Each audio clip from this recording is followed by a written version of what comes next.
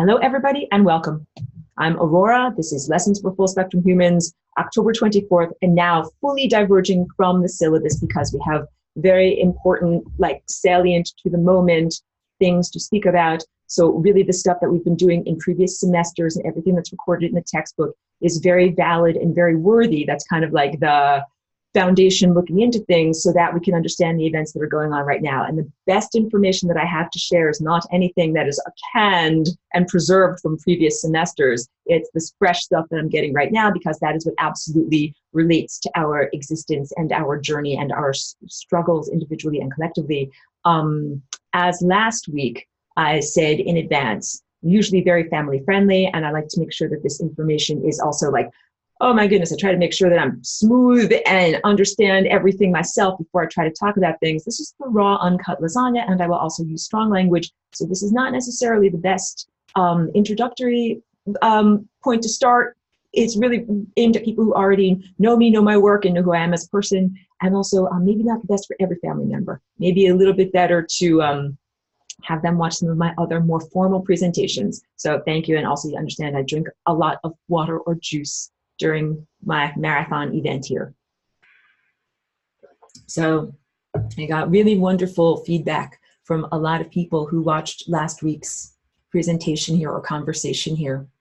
And I'm really pleased with that. And that's why I'm going to keep going in the same vein. I'm not going to just keep on pretending that I'm Professor Lasagna and everything is normal. Everything is not normal. Everything is not okay. So also some people reported back to me that they felt very depressed after watching that. Not that I am depressing, but the information that I have to share, hello, I'm so depressing. That information was depressing. I'm sorry that I'm sorry that you felt depression. However, that is the appropriate emotional response.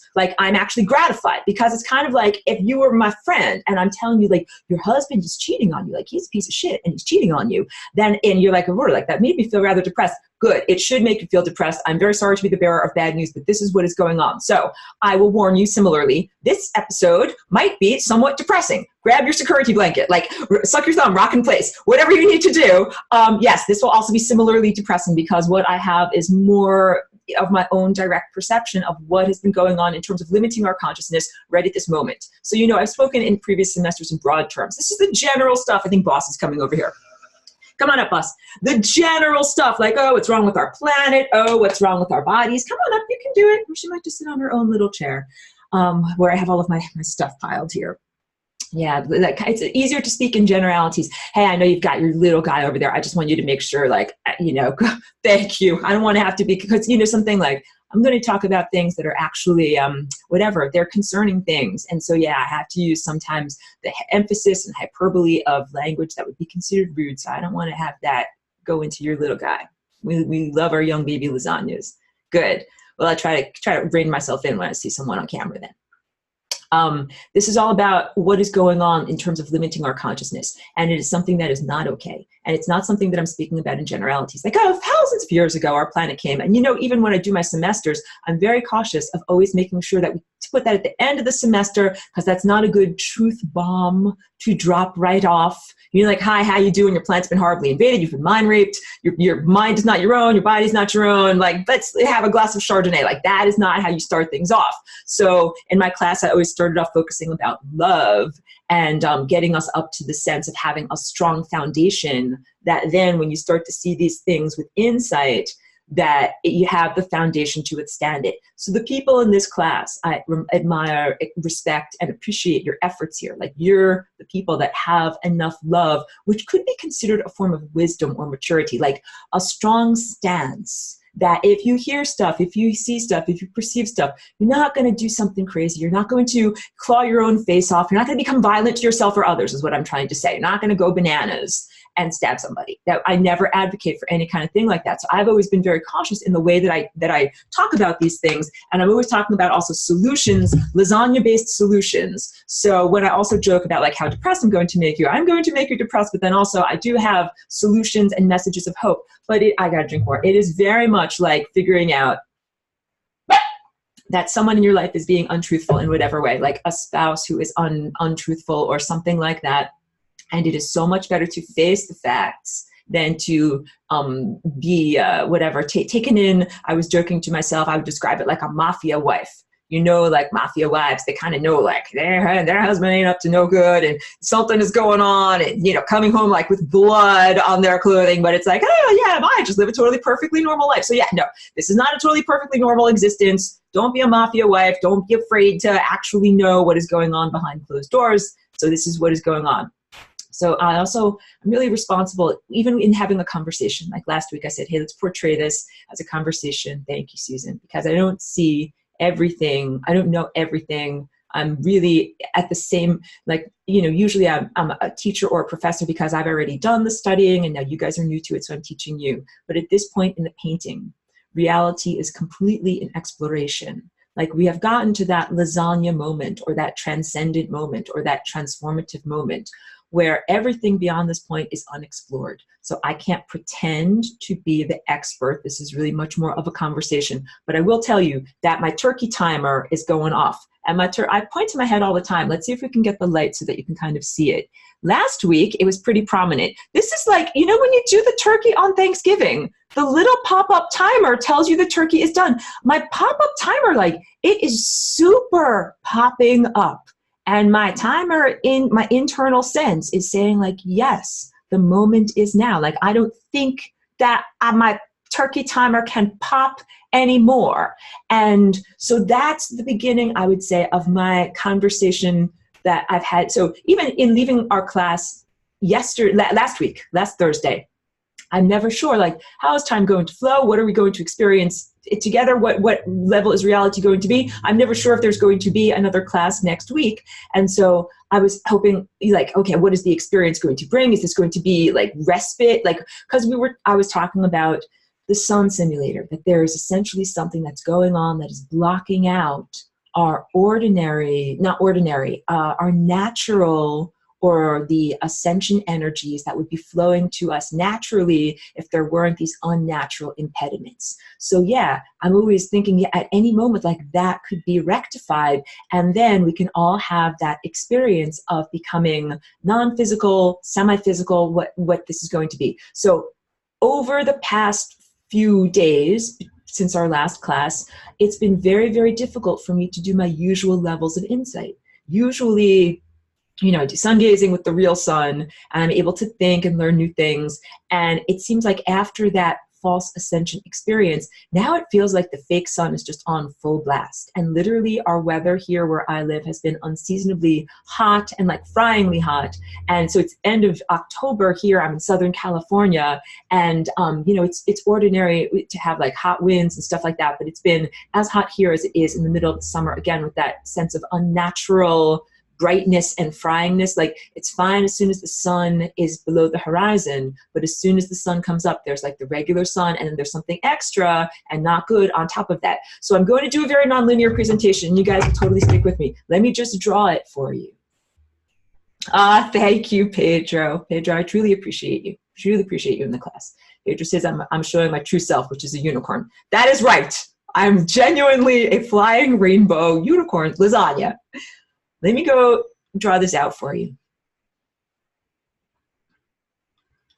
Oh, and people sent in beautiful homework too. And I want to share beautiful homeworks because I'm really impressed by the work that people have done. I just have to transfer from this computer to this computer. And I will do that during this class. I'm going to be totally informal and illogical and nonlinear, and just kind of blah, tell you guys what I've been learning about. So one of the things I want to say, even though it's a conversation, I'm not a perfect person, I don't know and understand everything. I think last week when I portrayed what I was experiencing in terms of connecting to the sun and the stars and the stellar network, I think maybe I gave them a little bit too much of a rock star vibe, because I said, like, these are hyper intelligent beings, and they're so, like, let's draw a big giant sun, they're so smart, and they have so much RAM, like so much random access memory, so much processing power, they can do so much, and you know that they're sending out these photons, and that photons are self-aware. Like, I really intended to give that to you as a nourishing food, not to be too depressed and too much, you know, rocking in a corner and, you know, holding your security blanket, because it's true, like, there are very great beings that are here helping. But I also, like, I'm super logical. Not logical is not the word, because I think that logic is actually a flawed aspect of our intellect. It's not a natural aspect of our intellect. But in my perception and my thought processes, I feel that I ask all the right questions. Like that's what I feel like a true intelligence is. Yes, I'm saying I'm intelligent. I ask the right questions. So last week, in my conversations, I left you guys go into my conversations more, still trying, and it's so difficult too, because what it feels like is like I'm trying to have a conversation with the real sun, and there's all this crashing heavy metal music going on too. And none of that is natural. And now that I know that it's so unnatural, I feel extra resentful of it. I don't just feel like, oh, like that's just the way it is. Like, it's kind of like if you have just been whatever in a horrible environment your whole entire life and never eaten real food, and then you sit down like in a nice, clean, quiet place and have like a real hamburger. You're like, that is the most heavenly experience in the entire world. Like, that's what your life is supposed to be like, sitting quietly and eating non-contaminated food. Like, imagine that. Imagine fucking that. Sorry if the kid's watching. Hold on. Yeah, so doubly troubling or concerning or whatever, arousing anger, because it ain't supposed to be that way. At this point in the journey, we are supposed to be able to have full access. We'll draw it. We're supposed to have like an unfettered connection. If this is our beautiful planet and we're Earth and we're the Earth people that live here, we'll just make a dot and say that's us.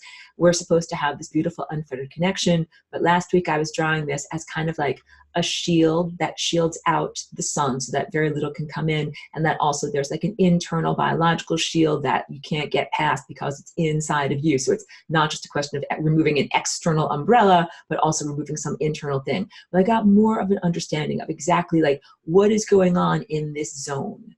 And it reminds me very much of the idea of that humans have created. I am not lambasting humans for doing this, but it's the idea of taking like, you know, a photovoltaic array where you have sunlight that comes onto it, and then that photon is stopped in its journey. And what happens is its energy is transformed into the energy of, get a good electricity color, like an electricity that then flows. So this is all about like photons are conscious, photons are self-aware. I'm talking with the sun and I'm like, well, hey, I'm asking the right questions here. If photons are conscious and they are self-aware and they don't need no stinking angels to bring them from you over here to me over here, why are they getting stuck over here? Like, why are they getting blocked out over here so they can't actually get to us? What is going on with that? Because I thought that these little guys were super smart and that they knew exactly where to go. So there's some problem here. There's some fallibility. So I consider myself almost like a computer programmer, not in my mundane life, but in my psychic life. I'm looking at the system and I'm saying, hey, what is going wrong? I've got to debug the system. Something is not working here. So because if these little particles were super self-intelligent, like I said last week, like if you would like to think of a positive being, an organism like an angel, the analogy I think would be a photon, that the real photon, what in the biblical angels, they follow God's command. That would be like saying like, I'm emitted from here, you go in this direction, and you know, that's what you're supposed to do. And remember, this is not a dead stupid photon, it's an actual possibility and probability and feeler and sensor of this larger organism here.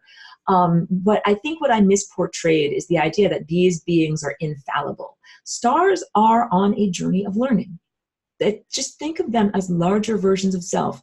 They are born, they live, they metabolize, and they die on a very, very, very grand scale of billions of years. So their life scale is simply so enormous that it is almost impossible for humans at this level, you know, living like the scale of a fruit fly. You're like, that's how fast your life is, and all this other stuff is going on, almost impossible to relate to an organism that has that long of a time span. Like, this is their wave is hugely long, right?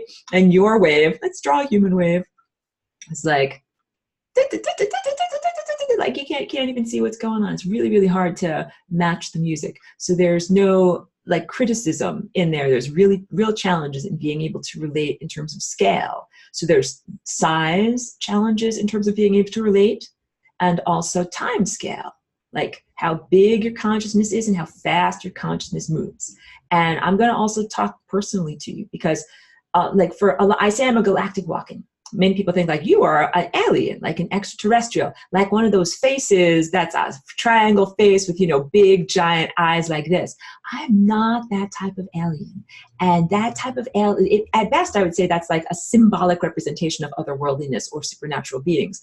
But the actual aliens or non-terrestrial beings that would have a semi-anthropomorphic yet distorted appearance, those are inhabitants of planets that hover around a sun, or instead of a sun, a star, different star system. Those are inhabitants, planets from other star systems.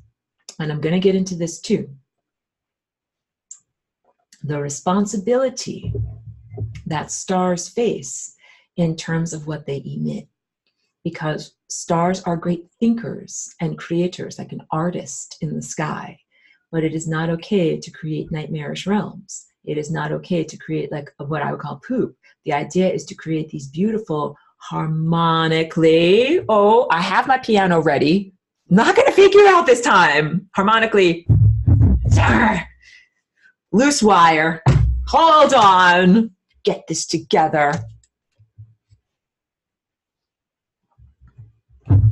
Oh, it takes a minute to warm up? No? Oh, good golly. Oh, because I had to restart my thing. Forget it.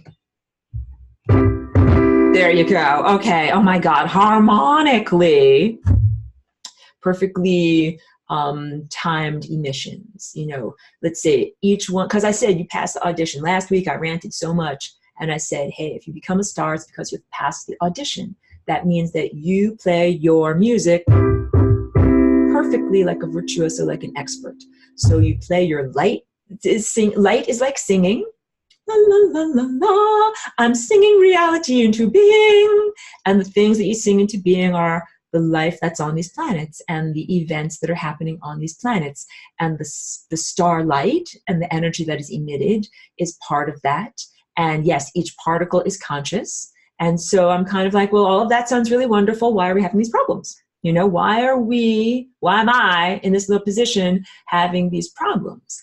And so I talk about my origins a lot. I'm not the type of an alien that comes from a little planet that is circulating around a star. I come from a consciousness collective that travels on the stellar network. So remember I drew last week the star brain. We're talking about like where I come from and my consciousness. So when I become my true form, my true self, like each person has their true version of self, and the more light that we're eating, the more you become your true form. I'm not going to look like some weird triangle face alien with big giant bug eyes or something like that. No, I will look like my true self. Like my body here looks very similar to my true self, but my true self is a grander scale.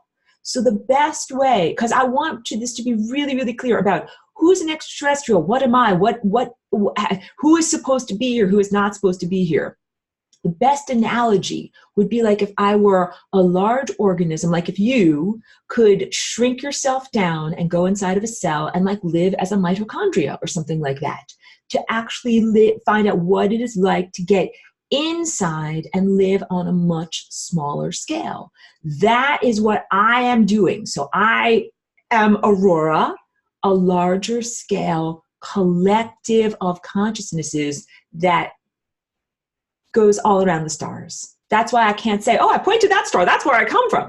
No, I don't come from one star, and no, I don't come from one planet that circulates around one star. And all of this matters because it's all about order of operations and empowerment. Like it became very clear to me that there is a disempowerment agenda that is going on, and that even as I'm receiving information that I feel is accurate and informative about the mental assault or consciousness assault or assault on the trajectory that we should be allowed to face as free beings. Like if you want to go up that perfect pathway and something else is crashing against you and making it not possible to do that, that's a type of time assault. So collecting my thoughts.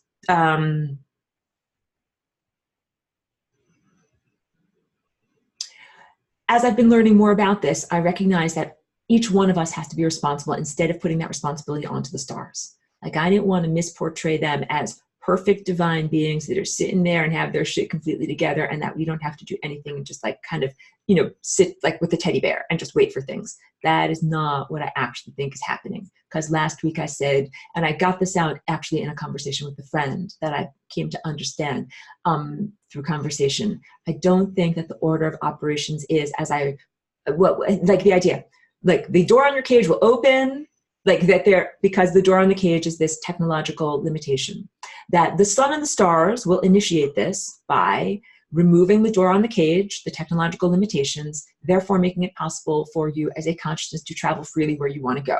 Kind of like the door is open, run away, little kitty, run free, fly free, and get out of this horrible spot. That I don't think is the order of operations from my latest insight as I'm debugging the system, because I'm like, well, wait, if these guys are super intelligent beings emitting all of these possibilities, and these possibilities are super intelligent and self-volitional, why are they flying into a screen? Like, why are they flying into this limitation and into this trap? What are they doing there? And so now I have to describe what is the limitation in the trap. It is, you know, these guys here, the name brand aliens. I need the poop color. The guys that put this up, they're like the name brand aliens that are trying to portray themselves as friends. The way that they portray themselves as friends also includes a glamour, like a glamour spell is literally like an augmentation of their DNA signal. So your DNA signal is a force field. This is battle of the force fields. So now that you're understanding this, we're in a war, but the war is not a war with projectile weapons, arrows or bullets or something like that. This is a battle of the force fields. And so you are trying to go in your own trajectory, but some other force field that is taking you off of your course. So the beings that present themselves as extraterrestrial friends, first of all, remember they originate from a planet. So first we need to define them. Like if they say that they're Pleiadians, they do not come from those group of stars themselves. They come from a series of worlds or planets that circulate around those star systems. That's what they're talking about. Physical, embodied, or semi-physical, embodied people that are not the stars themselves. So the stars emit art projects, and each star is responsible for its art project. Wait, let me draw this. Let's say this is one star system. Like your art studio. You're in art school, you get your own studio. You're responsible for what's going on in your studio, but you're not supposed to let your creations go outside of your studio until they've passed the audition. What's the audition? That they don't need technology to get off the surface of their planet. I talk about this all the time. The joke, like having to poop in a space diaper, like to fly in a tin can and have all of your food in a squeezable toothpaste tube and poop in a space diaper.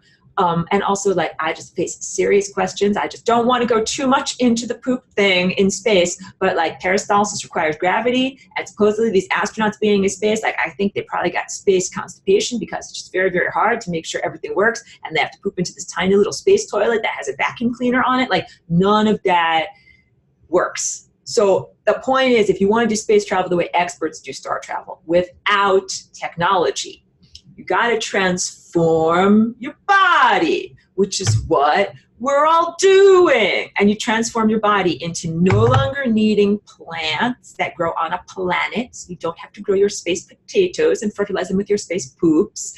And also, food goes in, food goes out, right? Like, what are you going to do with your poops? You have to transcend all of those things. It's called getting to maturity. If you are immature, still pooping in your space diaper, needing an oxygen mask to breathe so that you can fly off the surface of your planet, you are not ready to fly off the surface of your planet. Like, your cookies are not ready to come out of the oven. Put them back in the oven. So that's what all of these stars are supposed to be responsible for, what's going on inside of their art studio, and have these firewalls up so that if you can't get off the surface of your planet naturally, you ain't supposed to get off the surface of your planet. You're not supposed to go around visiting other places. And that there's been a problem in the entire star system, galaxies, layers of time, blah, blah, whatever we're describing that as. The whole thing, the whole shebang has problems because these little guys on planets have been given access to this augmentation technology that augments different things. Like it augments their psychic ability or their natural telepathy into unnatural or synthetic telepathy. It augments their ability to travel through time. It augments their ability to do all these different things. And they're totally addicted to it. Like they would be little tiny unformed worms without the ability to fly if you took away their augmentation. So so let's say they use the technology and they fly all the way over to here. They're over here unnaturally. We'll make a little blue dot and represent. So here's like a little technological alien that flew this far away from where it's supposed to be unnaturally. And then what if you take away its technology when it's over here? It's like, well, there, you are shit out of luck because you know something? You can't breathe where you are. You can't survive naturally where you are. Like you went far, far, far off course using technology, like playing the worst music to go far, far, far away. So this is the whole point. First of all, a lot of these species are in that position. The name brand guys, the Arcturians, the Pleiadians, the whateverans, these guys are way, way, way off course. So they don't come from our star system, first of all. First of all, they don't come from our star system. I mean, I could say like, yes, like this is my star system, this is my home. Like I'm qualitatively different than them. Not that I want to have to constantly be, you know, defending myself or whatever, but we just got to make this really, really clear of what and who are extraterrestrials. Like the guys that are spoken about at the alien cons. They are coming from a different star system. And yes, they use clank metal technology to transport themselves here. Everything from distance machines to flying machines. Distance machines meaning like artificial bridging of time gap. So now we got to get into this because they use natural energies, like natural solar energies, to do a lot of their poop type of technology. I just can't even think of a better word for it, like to poop everywhere. They use technology that makes them feel high, makes them feel really, really, really good. So as I'm understanding this, now we have to return our attention to this barrier over here.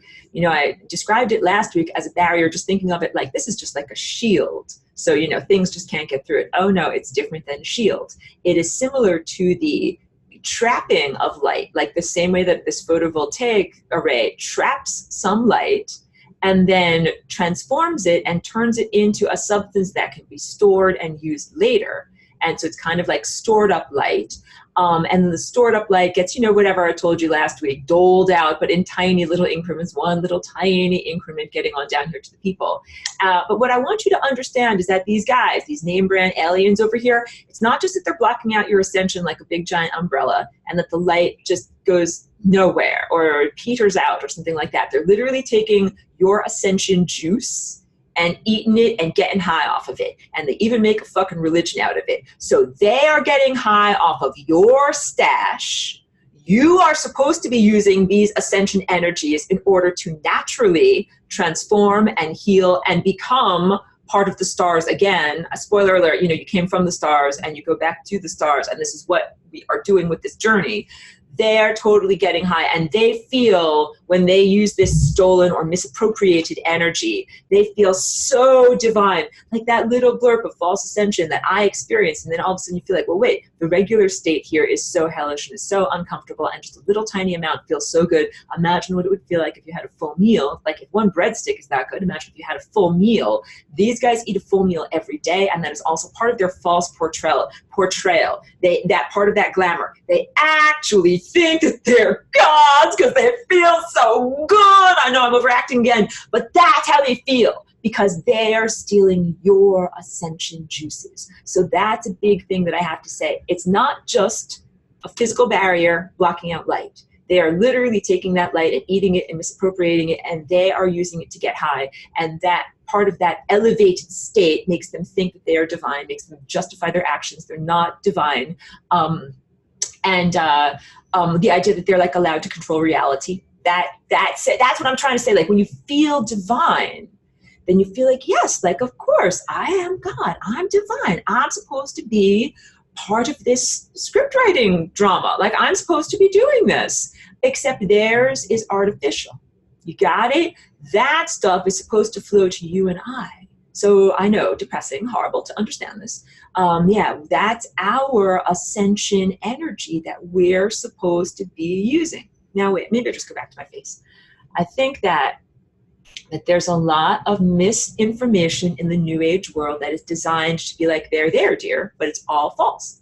It's like false comfort. So one of them is the idea like, oh wait, these like evil beings, they can't like steal your ascension energy. They can't eat love. They can't this and that. Hey, I'm sorry to break it to you, but they are doing it. All right. So that's it. It's kind of like this false sense of security that is given by some of these New Age teachings. There's some video or whatever of this fraud channeler named Bashar, and he's trying to say that there's no negative aliens that are allowed to interact on Earth, and there's no negative this, and like that is the definition of a dangerous fraud. A person who's not only fucking lying and getting paid to do it, but the lies that he's giving you are dangerous lies. So imagine if I had never gone to traffic school and I had no idea how to drive, and you said, Aurora, you want to be like a driving instructor on stage? I'm like, yeah, I want to teach everyone how to drive because I really know. And I get up there and I tell everyone, never stop at a red sign. Always go directly through. In fact, increase your speed. You would say that is the most wrong and irresponsible and horrible thing, that I would choose to do that and that someone would put me in that position. That is what is going on. This Bashar thing is just one example of a litany of fabulous frauds that are out there giving you horrible, horrible driving instruction that you should never, ever, ever listen to. Okay? And so I'm very sorry to say that what is happening is, yes, your ascension energies are not only being blocked out, but being siphoned off and being used by these space races that then portray themselves as wonderful, divine helpers. And that is not good at all. How can this possibly be happening? Because light is self-aware and volitional. How can these light beings go, how can photons go to this apparatus and be misused in this way? Because one of the other options is, instead of being trapped and stuck on the poop, stuck by the barrier, what if they went instead, let's choose a photon color. If the photons only follow God's command, or let's say they only follow the music of the great composer, and the great composer says, hey, you're supposed to fly down here and go to this planet over here. And then, well, there's barrier there. Well, guess what? I don't fucking care. I'm God. I told you to fly down there and go there anyway. So what they would have to do is transcend this barrier. They would have to get through it anyway, or jump up and over it, or in some way, just basically, it would be like burning out or destroying this barrier. So there is some problem in any photons that are choosing not to do that when they're supposedly self-aware and volitional. So then I had to look further into what the fuck is going on here, because I thought that these stars had themselves together. And that's when I had to learn, like, oh, there's huge problems on the level of stars. Go back. There's huge problems on the level of stars. I just erased the studio. And now I'm drawing another star. Here's like a far distant star over here. This star emits, here's a planet, these green guys, and the green guys come from over there over to here. Look, oh, these green guys just came into our solar system. And they're using technology they're not supposed to. Well, guess what? This star is responsible for these green guys. This guy is an artist. He created the thought forms and the energy and gave birth to and gave life to and gave sustenance to these green guys who are supposed to stay on their planet until they're out of diapers and actually mature. And that is not what happened.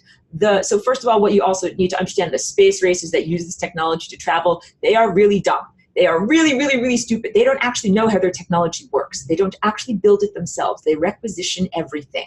So this becomes a very great disempowered state, because it's not like, oh, I need a blah, blah crystal. I need a whatever, dilithium crystal. It's not like, oh, I'm going to go build some or farm some or whatever. They can only get them from the guys that dole them out. So they are completely, who's the guys that dole them out? You know, it's like the poop of the cosmos. So we'll just leave it there, all right?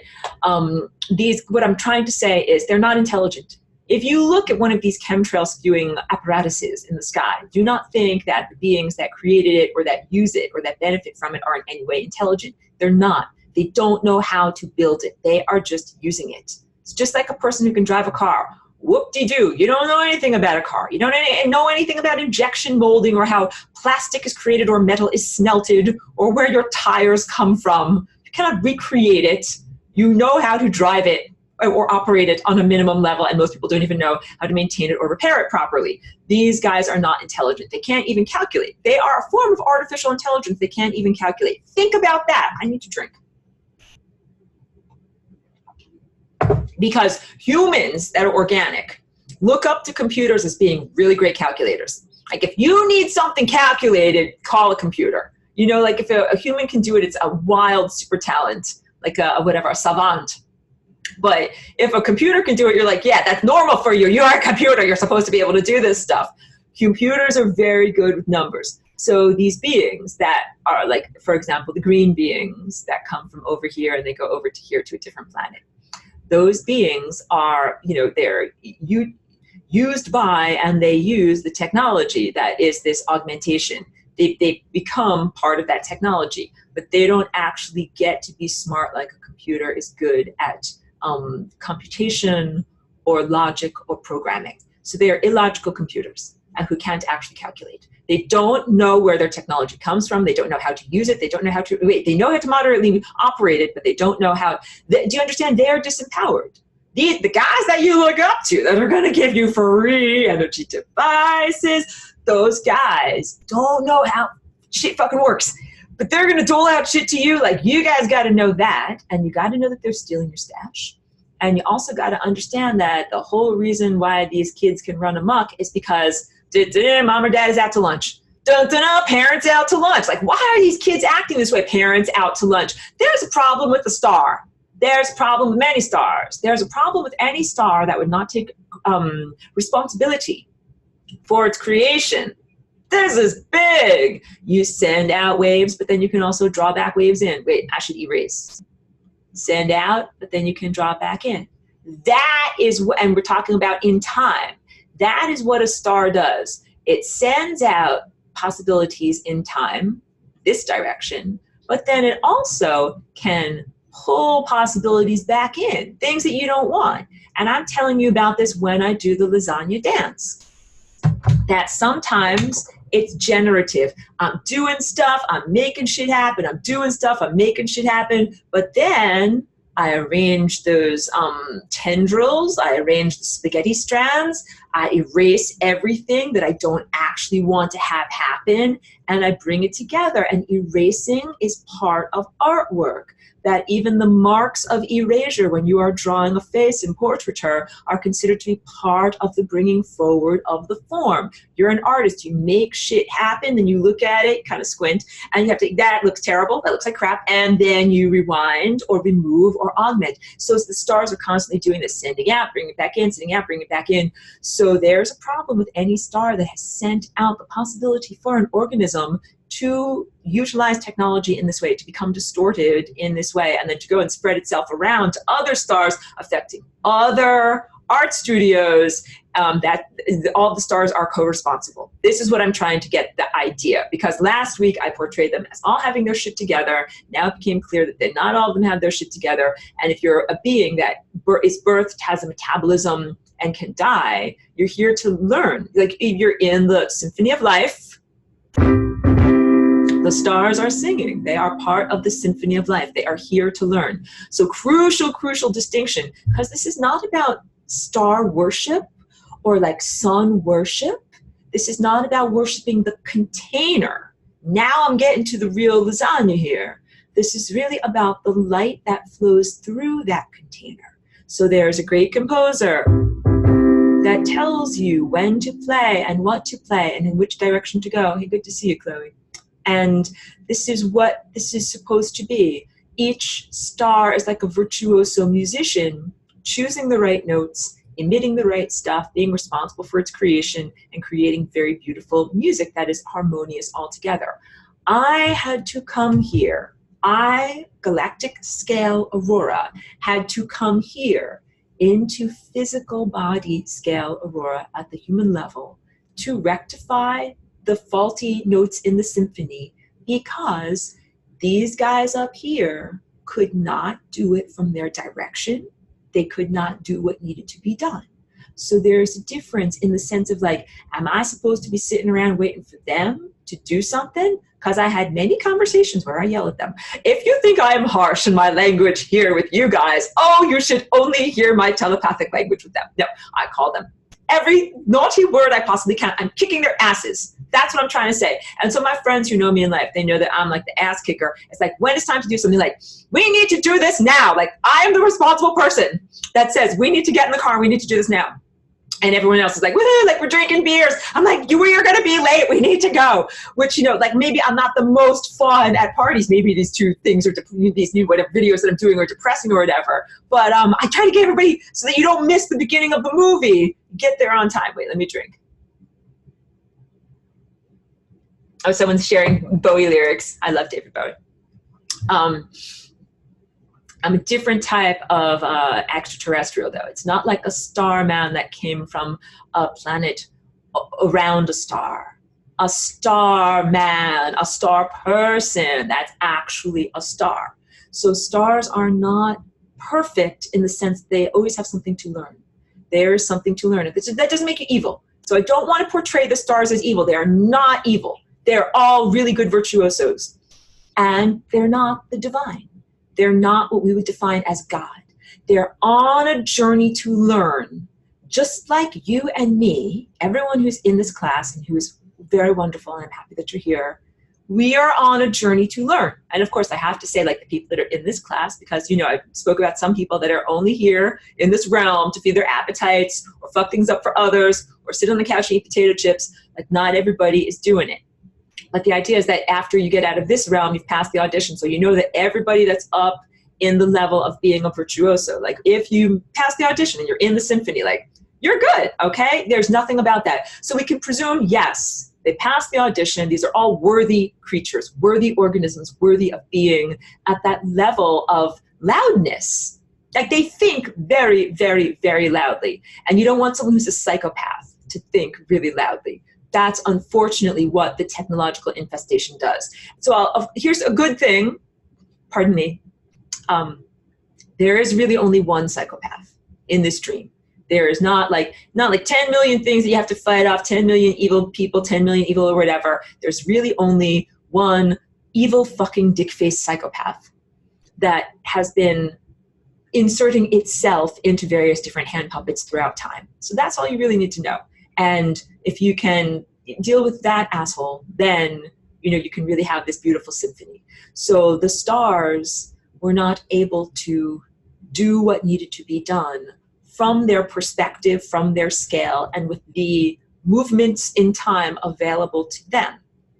I, Aurora, had to come into physical body, get an actual physical container with actual DNA, and do this dance in order to rectify the things that needed to be rectified on a stellar level.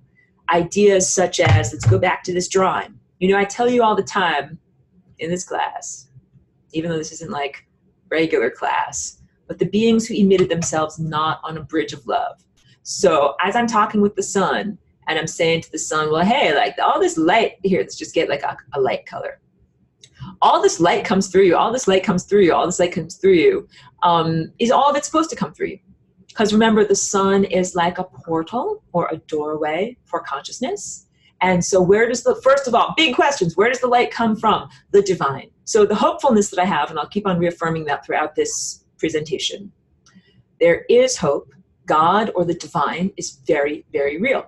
And that is incontrovertible to me, because I know that I experienced it in the moment of walking in, which was not death. Like, I did not die, and that is because of God, and I know that God is real. And I've been able to keep that clarity even through many, many whatever difficulties, biological disturbances and other consciousness disturbances, like all the things that can make you doubt yourself or wonder, like, what is really real? What is really going on?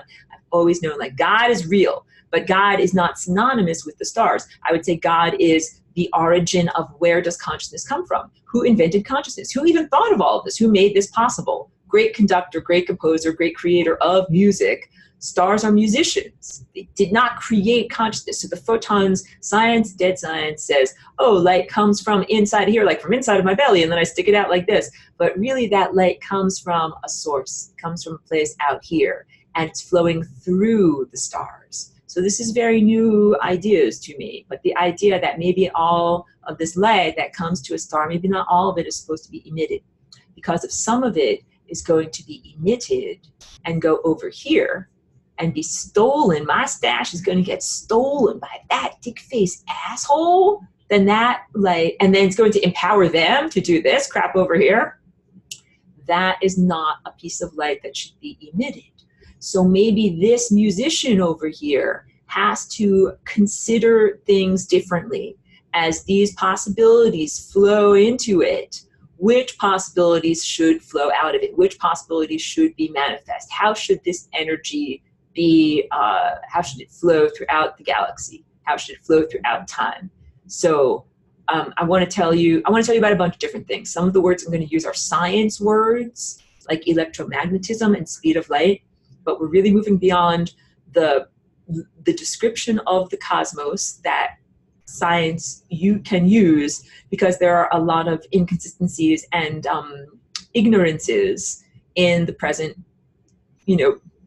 structure of reality, understanding that is called science. And I don't mean to always be down on science, but that's because so many people are so cultish, so up on science or worshiping about science. I think I should go to questions, but I want to talk about light as an electromagnetic phenomenon. So because last week I was talking about light is coming off of stars. Light is intelligence. You got to eat light, and we are here to accrete light. And that is exactly what we're doing. Well, wait, before I get to questions and everything like that, let me do this. This process that we are undergoing that is called ascension. We'll just say that's what the word is. It is about, we are in a matter form. Oh, this is good. Let me draw this. I saw this really, really clearly. I want to clear everything out. This. How do I clear everything out? Let's just clear everything out. What is ascension? And we're moving from a matter form into a non-matter form, but that is not death. So first we'll say, here is Earth, our planet, and our mother. And I'm even going to draw like a woman around, that's like, you're inside of her belly is what I'm trying to say. Like, here's a stick figure. You're inside of her belly. I know, bizarre Mother Earth. Thank you for bearing with me. It's the best I can do at this pen, I'm telling you. I can really draw, guys. Right now, and we'll say this orange color here, this is the world of matter. Matter has the same root word as mother. I am in a material body. You guys are also in material bodies. That's fabulous, because that means that we can move our flappy moving mouth parts and vibrate the atmosphere, and your tiny ears, cochlea, can be tickled by my words. Like, that's fantastic. We're here in the reality of the red zone. We're in the physicality. And there's a reason to be in the physicality, that in this physical state we generate, let's just use as a color, a general color, like to represent higher dimensional energy or chakras. We generate chakras. So here's this is the spinning stuff, my little sculpture that I hold up, the spinning stuff that we generate by coming here. And we have a non-physical sense, right? So what happens when you are born? Does your mother die? No.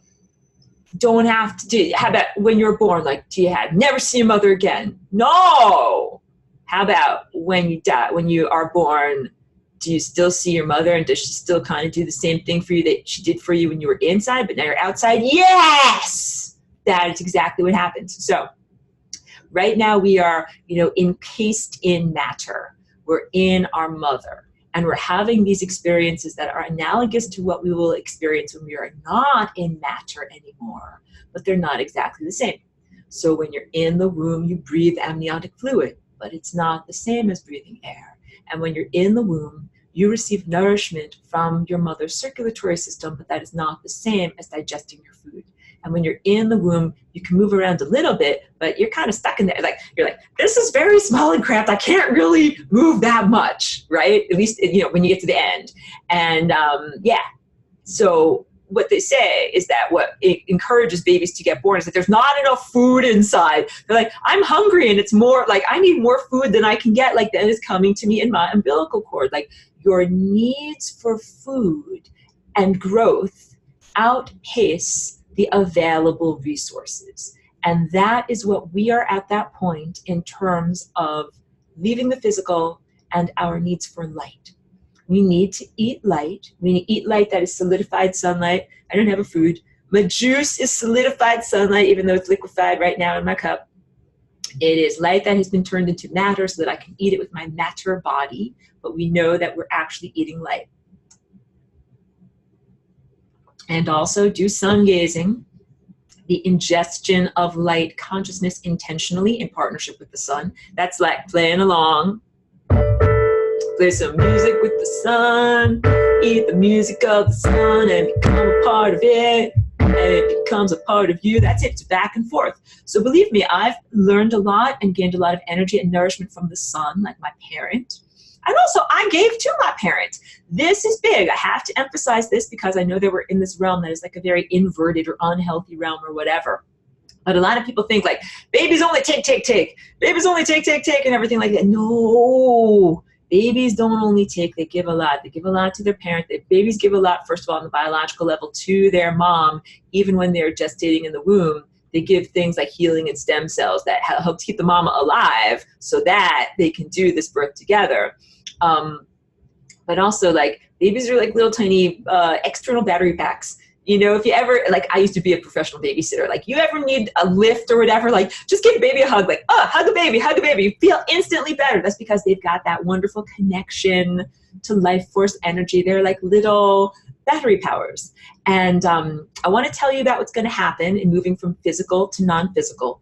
But first, I want to tell you, like, because I connect a lot with the infants that are on Earth at this moment, I want to tell you about the scale of your ascension timeline. So this central pillar is your ascension timeline, and you're meeting here at the singularity with all these other aspects of self.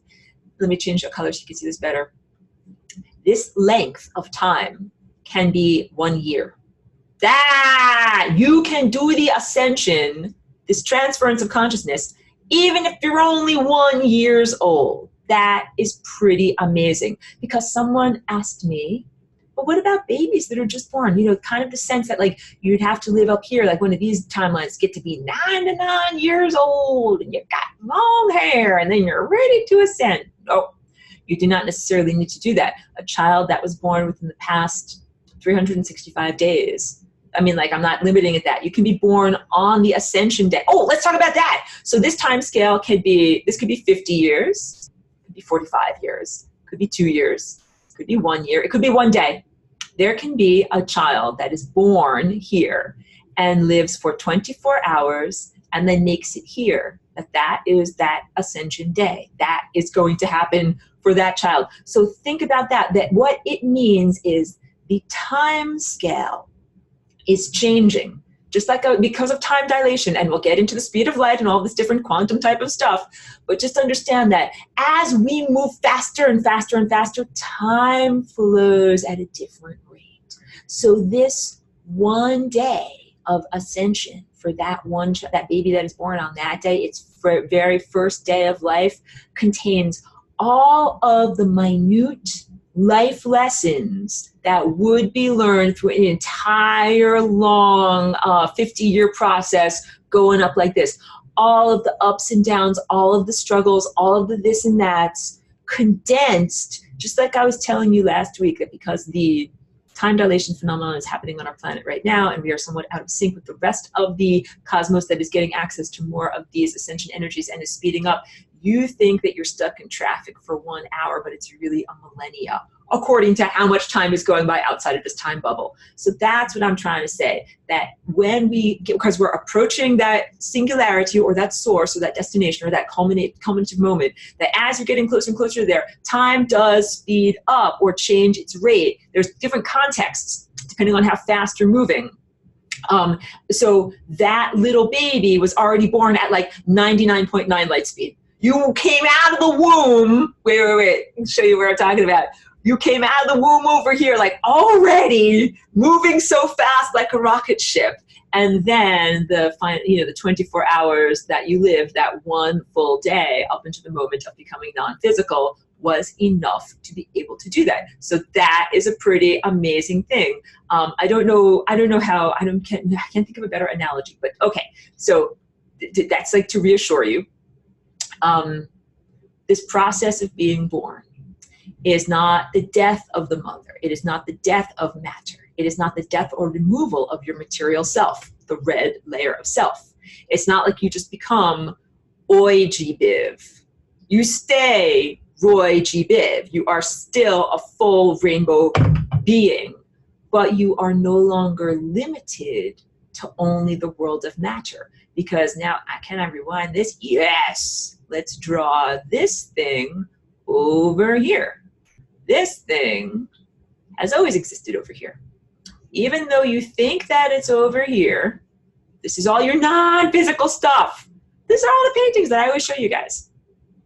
Your non-physical stuff. You think it's inside of me, right? Like my thoughts and my feelings and my emotions and my passions and my dreams. I want a little pony. I want this. I want that. All of that stuff you think is inside of you. It's not inside of you. It's always been the non-physical self, the time self, the wish self, the intellect self, the emotion self. So those things have always been non-physical. And the birth of your consciousness is a birth from the limitations of the physical into the non-physical. So I want you to understand you've always had that anatomy. You've always had that body. You came here, you came into physicality, generated that non-physicality, like your pineal gland physically emits your higher insight eye non-physically, all right? Projecting here into reality. And then you strengthen this projection so much that it can exist on its own and you can actually inhabit it. But that doesn't mean that all this matter stuff has to disappear. Like you exit your mother, but your mother doesn't disappear. You still eat, you eat even better than you ate in the womb. You move around even better than you moved around in the womb. Your mother doesn't disappear. In fact, she still performs vital roles for you in your early existence. Like feeding you with her boobies, keep you alive. Like that's how you keep babies alive. You don't just be like, boom, you're done. I'm out of here, because we're mammals, right? I'm giving you from the mammal perspective. It's not like, boom, I laid your egg, get out of here. I'm going to go swim off in the ocean now. No, we're warm, fuzzy mammals, and we say, oh, I had my baby, now I get to care for you. So when we exit the material world and move into a semi-physical or differently defined state, it is not like your material existence ceases to exist. Because I have also portrayed this as a changing state, like a transformation, almost like an incineration.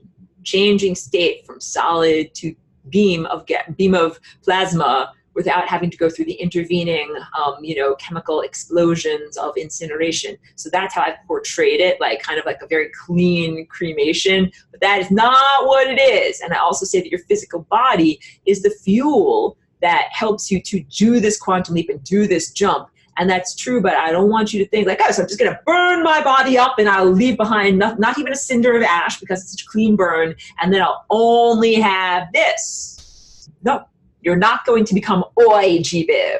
So big lessons here. Because I don't as I started to transform and get more and more light, I could see my face changing, but my face is not going to change into triangle alien face. I'm kind of like, what are we going to look like? It's like if you're a little baby inside, you don't know what you're going to look like when you get to the outside. You look like a scaled up version of yourself, but your true self, your true genetic potential inside, not the you that might have been scarred or limited by the mechanical, frustrations of your sociocultural, time and place. So in some, put this down. Wait, I'll go to my face. In some cultures, they'll do a neck stretching, right? Like make the girls wear like more and more metal necklaces. So their neck gets all stretched out. They can't live without them in adulthood. They have to keep their neck stretchers on. Or in other times, ladies wear the corsets. Make their skinny, like make them as skinny as they can. Or Chinese binding their feet. Any of these things. So let's say that your physicality had their feet bound, or some other form of physical limitation on the physical body, but that's not your genetic expression. So as you are becoming this true form, You become your true genetic expression, not the being that you might appear here in the physicality that might be due to some physical constraint. Like, what if you were born and immediately upon birth they chopped off a piece of your body part and it never got to grow? That sounds horrible. Well, they actually do that in this time and place, I'm very sorry to say, and it's called circumcision, and it's horrible, and it should stop, and it's not okay. So these are the types of transformations that you would expect to have in your body, like to be your true self as much as you could, of course, without who you would have been naturally without some form of intervention. But I don't want you to be stuck on the anthropomorphic form and think that you'll always have a face with 2 eyes and a nose and a mouth. Because really, like, your anthropomorphic form, just think in terms of analogy. Like, you might have bones that emit blood and the blood flows around your body. Well, in your time body, you have a consciousness that emits possibilities and probabilities, and that flows around your time body. So don't think literally. Again, like if I'm down here in a cell, it's like, look, there's mitochondria and there's endoplasmic reticulum and there's this and there's that. There's vacuoles, there's everything. It's like those things might not exist literally scaled up or scaled down, but think about the role that they perform for you as an organism, the metabolic role that they perform for you as an organism. So in a world of pure energy or pure time or pure consciousness, you still have these organelles or areas that are or energy that's not just blah. It's actually structured areas of energy that are actually doing things for the larger organism so that the entire thing can stay alive. So that's why I came here into this body, as it were, because I needed to communicate this stuff to everyone at this scale and to be active at this scale so that the entire larger scale being could be alive. Because I say this all the time. It's not just fucked up down here, it's fucked up there too. Like, imagine if I came into a cell in a body that had some kind of a pox or flu or something like that. It's like, there are problems everywhere. Grab your security blanket. It's okay. It's okay, guys. It's okay. But there are problems everywhere. There are problems in other star systems. There are problems with the behavior of stars that have not reined in their creation, that has run amok on the playground. Green crayons everywhere, making a huge mess, and that they have not taken care of their creation. There's responsibility there. And so here's a big emphasis and takeaway from this presentation. I said last week that I expected there would be some action from the sun and the stellar network, because this is at a scale that is more than what you and I can be expected to do. But now I think it's the opposite.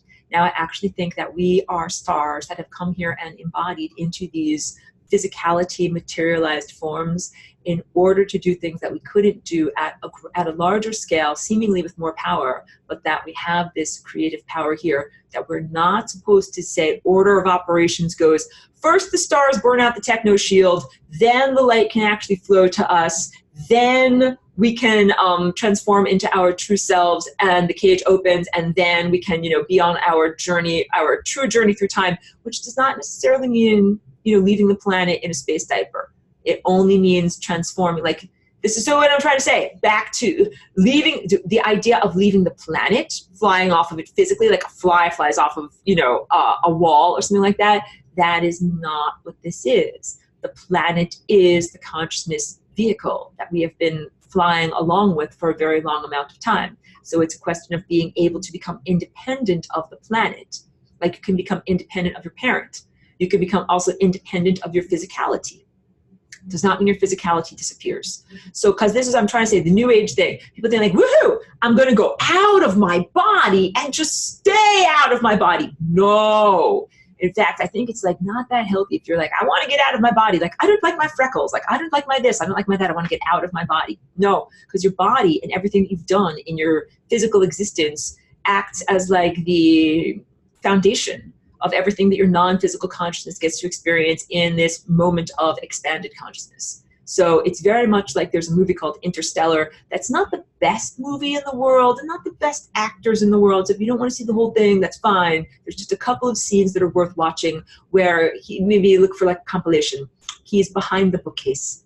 This astronaut has gone into space and gone through some kind of a wormhole, neutron, neutrino, something or other, and he finds himself behind the bookcase. He used to be on Earth. These books would fall off the shelf randomly. He figures out something is intelligent and it's actually talking to him through these non-random books. He didn't know who and what it was, and it turns out that it's him in a higher dimensional state, trying to affect his life and the decisions that he would make that would cause him to go off into space and get stuck in a neutrino blah, blah, blah world, whatever. But don't be too literal. I'm trying to say, everything that you've experienced in your life, like I've been having this past week, lots of life review, lots of the light of truth shining through me, specifically in my journey here as Aurora, so that I can understand more of like where I came from, the problems that I came from. It was not perfect there, even though there's great power and possibilities because of these uses of technology and distortions of the time field. There were illnesses or diseases or things wrong at that level that could allow this stuff to happen, that it would take this getting to it had to get to be this bad everywhere for me to just say, fuck it, I'm going to flying rainbow lasagna, I'm going to just self-create this thing that fixes everything. But in order to do this, I have to get into a body and I have to tell the other people here about this. So here's the actual order of operations that I think we're supposed to do. I think that we are supposed to initiate this. I think that we are supposed to say, hey, the turkey timer is going off internally in each one of us. Fuck this shit. We're not supposed to sit here continuing to live in what we consider to be a regular mundane physical reality, what people call the matrix or something like that, while knowing that there is a huge shield of evil aliens that are stealing your ascension energies and using it to get high and feel divine, keeping us away from our real divinity, waiting for some external divine, like solar flash or something like that, that's going to start and initiate all this. I think it's the opposite. I think that we specifically came here into these bodies to initiate it ourselves, that we need to generate like dance, get it going here on this level, and that ourselves and the earth, just like in that painting that I've always got there, that becomes the spark or the initiation energy, the thing that initiates this process happening for the removal of the simulator, for the rectification on a grand scale. I say all the time that we're here in this petri dish, like figuring out what is the antidote to technology. I think that we, in being exposed to technology as we have been in this world, I'm not just talking about talking on a cell phone or utilizing a computer to type your thoughts. I'm talking about the battle that we fought to maintain your own willpower while being subjected to all of these other magnetic forces. I think that we have gained the capacity to be able to initiate this that perhaps maybe we did not have, or in a different spot. Maybe I'm speaking for we, but maybe it's just me. I'm not exactly sure how much I can expand this to everyone, but I do think that that's why everyone is here. But people ask me, are there other lasagnas here? I'm the first lasagna and I came here to teach it to other people. So it's like, in order for other people to lasagna and to do this, like I had to bring the information of how to do it. So the first person that played the piano, but I'm not the only person that plays the piano. And I really do think that it is necessary to have the entire band doing this, and that we are that spark that initiates something that could not have happened coming from the other direction, that it was initiated from this direction. So now I'm going to talk more about Einstein and the speed of light. And speed of light is sometimes abbreviated as SOL, Sol, which is funny because that's the name of our sun. The sun is named Sol, and we live in the solar system, so speed of light. But I want you, if possible, to release some of the preconceptions about speed of light that might come from Einstein. Not that I think that Einstein is evil or blah, blah, or any of those types of things, but I do think that the present understanding of what light is based on science and quantum calculations of scientists is limited, and that it's just easier to kind of like set that all aside. I might use some science words in talking about this, but not necessarily be agreeing with some of their assertions about what the speed of light is, how it is achieved, who can achieve it, under what circumstances, because these are some of the, I think, presumptions that humanity has been working through, these presumed limitations that it is now time, kind of like throw your intellect out the window and begin to understand light in a different way. So think of it like you're moving at okay, so we are light that is matter the mother that we are in right now, this dimension that we're being born from, is light that is going slower than the speed of light. And the way that that light became slowed down was through in a noble way, like not in an evil way, because I'm talking too much about the light being stolen off in this thing, you know, this technological thing. Everything that is done in a distorted way, it's all a distortion of what's supposed to be happening. So just like rape is a distortion of true lovemaking, that all of these distortions are the misappropriation of what's actually supposed to be going on. So yeah, what's actually supposed to be going on is light is moving at a particular speed, very, very, very fast, and then it's able to coalesce and move slower into matter. And we're supposed to be here having this experience submerged in matter, but knowing that we are light. That's like being connected to the divine. And then I spoke about many times what life was like in the antediluvian world. People didn't die.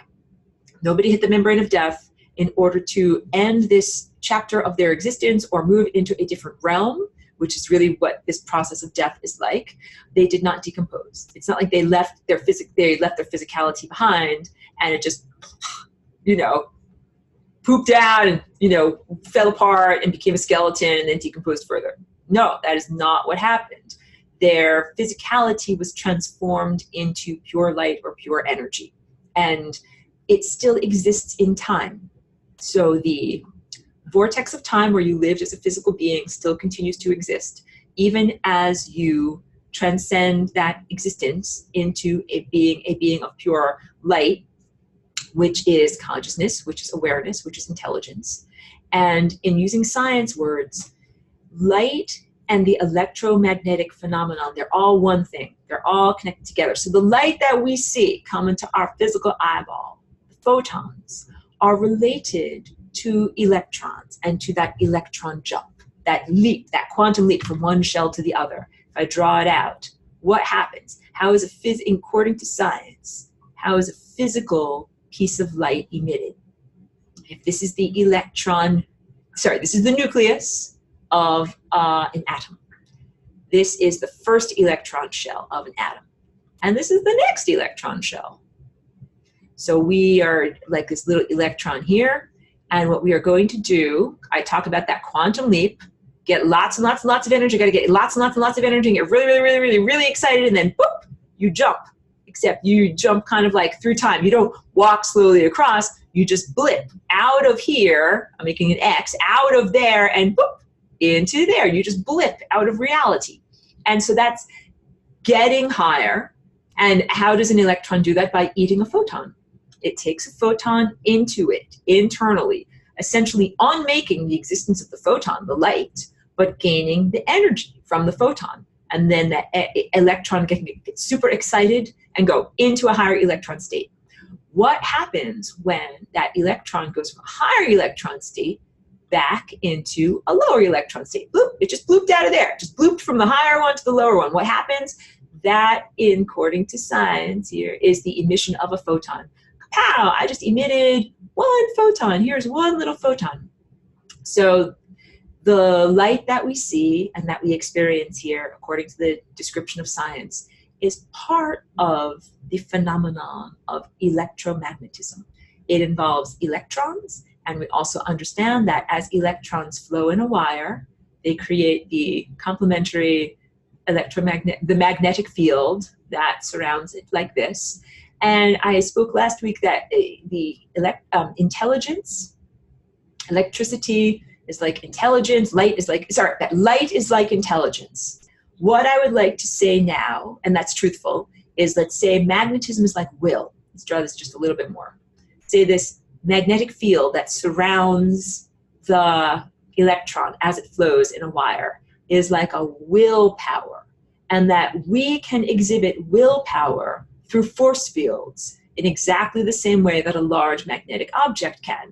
And this also, because last week I drew the poop magnetic object, poop object over here emitting waves of magnetic poop that are affecting us. And the answer is, well, you know something, even if they do not emit light, which is intelligence, that even magnetism is a part of the phenomenon known as light. These guys should not be allowed to use magnetism. You know, they're failed stars, they're not good musicians, they should not be playing, they should not even be playing with magnetism. So that's one big good, like, tool that you can use to fight more effectively in this battle, to understand, like, no, they're not even supposed to use magnetism, but you are supposed to use magnetism, and magnetism is willpower. So what's been happening upon a person's moment of death is that you get tractor beam of the soul.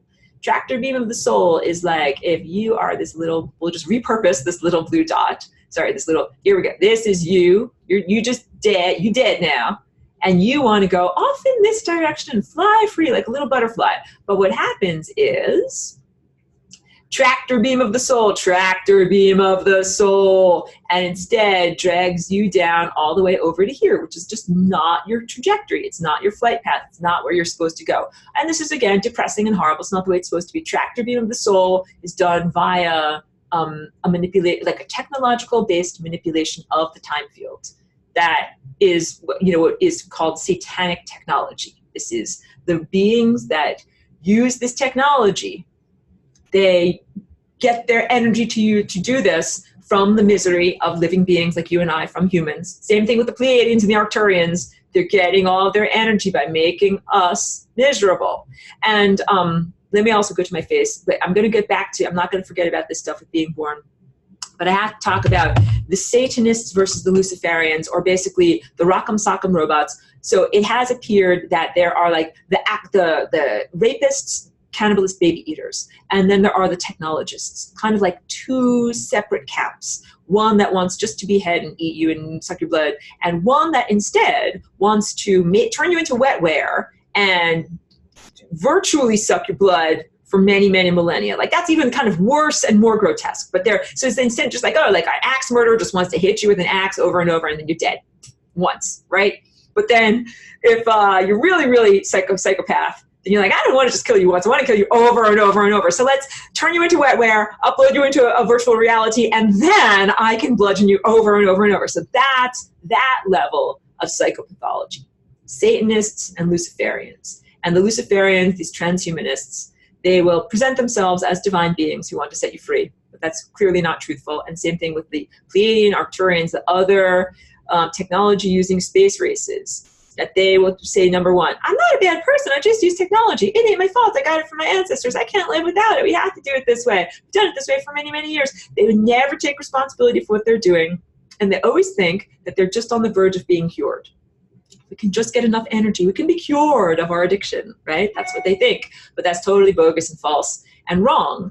And it's not right to try to suck our ascension energy in the hopes that they think that they can heal themselves, because here's how they came into being. They are actually from the worst violent psychopath races. The worst violent psychopath races that just want to like kill, mutilate, destroy everywhere, whatever, like axe murderer style.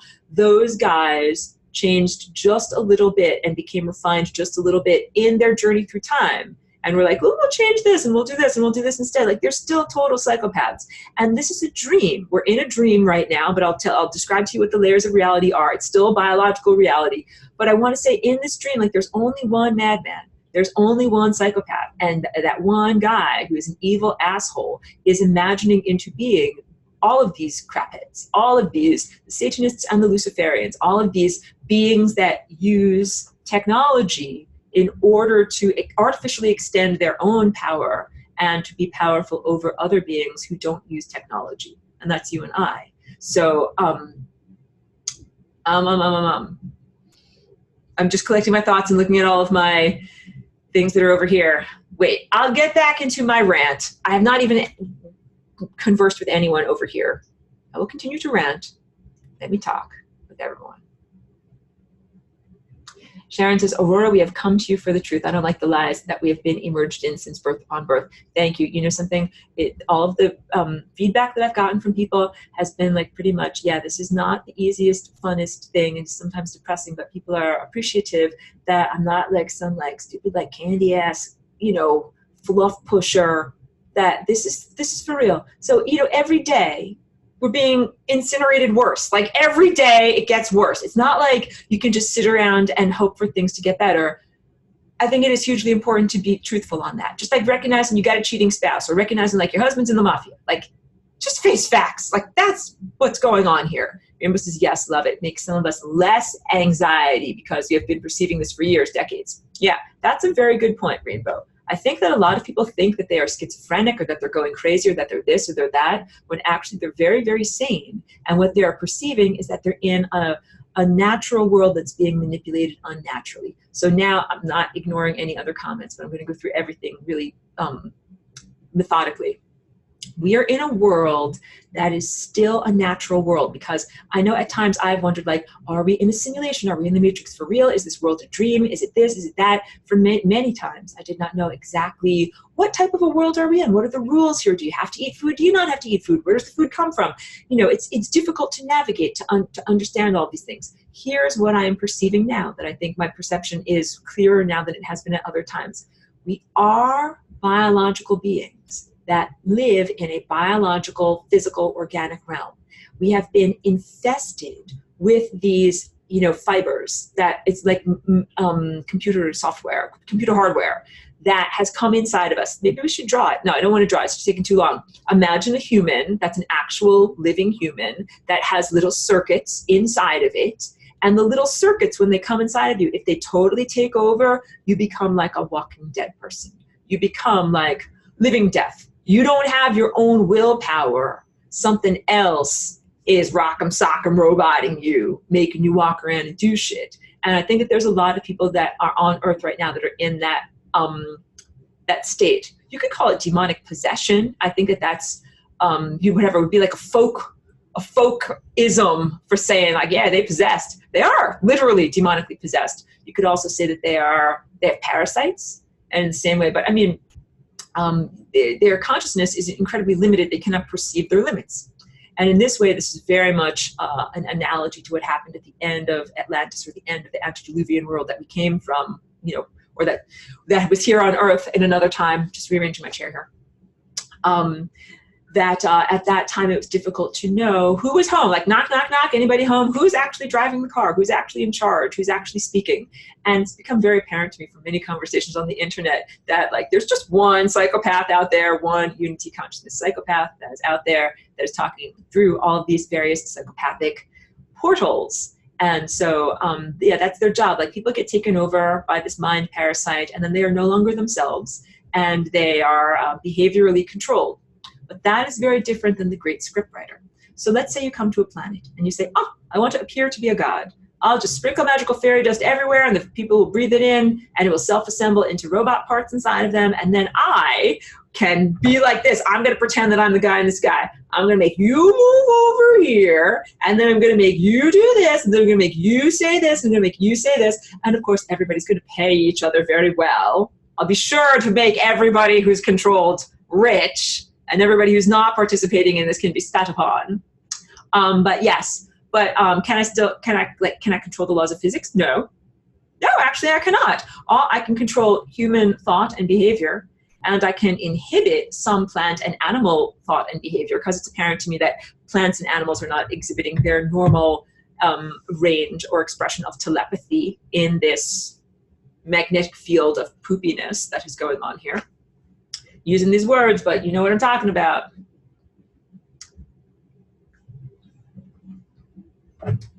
Doesn't control the laws of physics. So this is kind of like saying, if I rein it in and I say, okay, the stars are not God, the stars are not the divine. God, the divine, this is like the great scriptwriter. The being that comes here to this planet and portrays itself as God is not the great scriptwriter.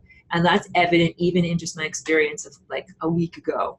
That what the evil ones that are trying to block out the ascension energies here, they thought that they could continue to fool. They thought, like, well, just do this little blip and blah, blah, blah. That little blip was enough for me to see all of this stuff that's going on and be able to talk about you. It's like getting a little antidote. Like, I got sneezed on, and then I got the antibodies, and I'm giving you guys antibodies too. That impression that they were like, let's give them a little blip. Who wrote that in the script? They would never have done that themselves. If they were really, you know, I'm trying to say there is something greater that is the scriptwriter that's controlling these events beyond the beep, beep, beep, beep, beep robot psychopath who thinks that he can control the events here. okay? That's the best hope and reassurance that I can give to you. Not only the sense of being a personally empowered, like star in disguise here on a mission to, you know, initiate this fiery reaction and make all these things happen, that we do it together, we synchronize it and work together to do this. But also the sense that there really is a great scriptwriter. Like if you're a jazz musician, there's a band leader, there's someone who has their shit together.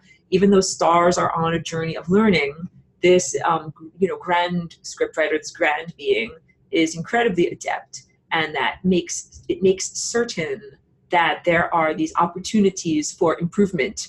Like it's not an unfixable system. It's not a whatever, it's an unfixable situation. It's not a no-win scenario, but there ends up being these little rays of sunshine that come in that offer new possibilities, that offer unlikelihoods. That is what Flying Rainbow Lasagna is. It is me coming into what was supposed to be the death of this container and offering an unlikelihood. So what they wanted to do with this body of the Earth human that I have is totally destroy her persona and her personality and install a bunch of fucking evil wetware and have her walk around like a beep beep beep beep robot. Like there are many of them on Earth that are doing this. And it's not just famous people. Like there's plenty of famous people. There's one girl who's crying black goo out of her eyes in a music video. Like that, lots of people see that. But then there's also the regular folks that are getting beep beep beep beep beep taken over to the point that they are no longer in control of their own willpower. And willpower is magnetism. It's the movement of your chakras, like wibbly wobbliness or straightness of your chakras. And so these other beings are hijacking your chakras, hijacking your life force energy, hijacking your willpower. So that's what this really is. The people that are in this class, people that I'm connected to directly, are people that have very strong willpower. And it doesn't matter, like, if you're trying to push me this way and you're trying to push me this way, like, I'm going to still stay on track and be my true self. It's integrity. And that's what you have to be like in this world. There were plenty of people that tried to make me be like, get a job, as artists or musicians. I'm sure people hear this a lot. Get a job. I'm like, no, I ain't gonna get a job. I'm a musician, I'm an artist. Like, you know what I'm talking about. It took a lot of willpower to be like, no, I'm on my path. I'm doing what I need to do. It doesn't matter if these things buffet me this way and this way. I got to follow what I know is right inside. So that is what this is all about. Things that are integrity, things about like, wow, should you vaccinate your child or not? What does your heart say? Should do this, not just because the daycare tells you to do this. Do what your heart says is right, or any of these things that society is trying to like force you to do. They're like, I don't want to have to do that. So it is a question of willpower. And the whole of that, the vaccination agenda is part of the chemtrails agenda, is part of the 5G agenda, is part of the co-opting of willpower agenda, okay? So yeah, it's actually, I'm hoping that there are lots and lots more unvaccinated children that are being born because they are wonderful lasagna dancers. They're totally here on a mission. They're like, woohoo, and they're not totally cracked up yet by all of the technology crapola. So they are totally, I dance them all the time. So wait, let me drink a little bit more. I know I've told you, I'm stopping in like fragments, but I'm going to keep going. Don't worry, we'll keep going. Rainbow Body says, this quote keeps coming to mind. Mote equals nano, beam equals beam of fluorescent light. Makes sense to me. Okay, interesting. Oh, you're talking about a mote in the brother's eye. It's like from the Bible. The mote in my brother's eye. Yeah, so she's basically saying it's a quote from the Bible that says, get this shit out of here. That's exactly right. I think the eye is the inner eye. I think that the challenge that we are having right now is a challenge of perception. And even this past week, I told you about like my disappointment on the fake Ascension. Like, I'm still wearing my contact lenses. I definitely felt this week biological changes that are related to my eyesight. Sometimes it was difficult for me to see and do my painting accurately and everything with my corrective lenses. And at times when I was outside in the bright sunlight, I actually felt like I could see clearly without my contact lenses on. But I found that it was like an energy state, that when I was in a particular emotional and energy state, thinking certain thoughts, my eyesight was clear and it was very easy to see. And then when I fell out of that energy state, then I was like, wow, I can't see shit. Like, I really need my glasses. And when I came inside under the fluorescent lights, I also could not see anything. So it was a very tenuous transformation, like not something that stayed. And so these are like, it's very challenging to be in this in-between state I'm sharing my experience, and I'm also bringing others into this. I know that it's a collective planetary experience. So it's very, very challenging to be like, I was a caterpillar, I'm gonna be a butterfly, right now I'm a pile of goo, and this is not a very comfortable situation to be in. So I'm saying to everyone, alacrity, let's move. That's why I'm like, I'm the responsible person that says it's time for us to get in the car and go if we want to get there on time. It's time to move. It's time to do this. The longer that we stay in this mush, goo, partially formed state, the easier it ain't. Like get structured, get going, get into this level of adulthood. And I think that that level of adulthood is when we recognize we don't have to wait for something else to finally fix it for us. We can fix it for ourselves. And here, teaching and inspiring other people, you guys, in order to say, yes, like here's how you do it, and now it's time to do it. Like all of my inner turkey timers are going off and saying it's time to do this now, not like waiting does not make it easier. Oh, very interesting, Rainbow, about your stargazing experience. Okay, Rick is asking, what is my root race? I don't have a root race. I'm everything. That means I'm like one little scoop from the genetic buffet from all of these different stars. So it's not a race. Like a race would be a painting that one artist made. And I come from a group of artists. So it's not the paintings that they made. I don't look like a Van Gogh, and I don't look like a Cézanne. I am an artist that paints along with all these other artists. I'm like the art collective. I'm like the art school. And we paint these paintings. But it is not okay if you paint a nightmarish painting and it gets out of its cage and goes around fucking up the world for everyone else. Ines says, since photons are reacting, is it not reasonable on our side, thoughts that we have to reach out to these photons and invite them consciously to break through to Earth? I love it. When we think about Eschaton in ancient Egypt, no, in Akhenaten in ancient Egypt, he has done similar practice. Might be the Pucci shield was there already many thousands of years ago. I like your questioning.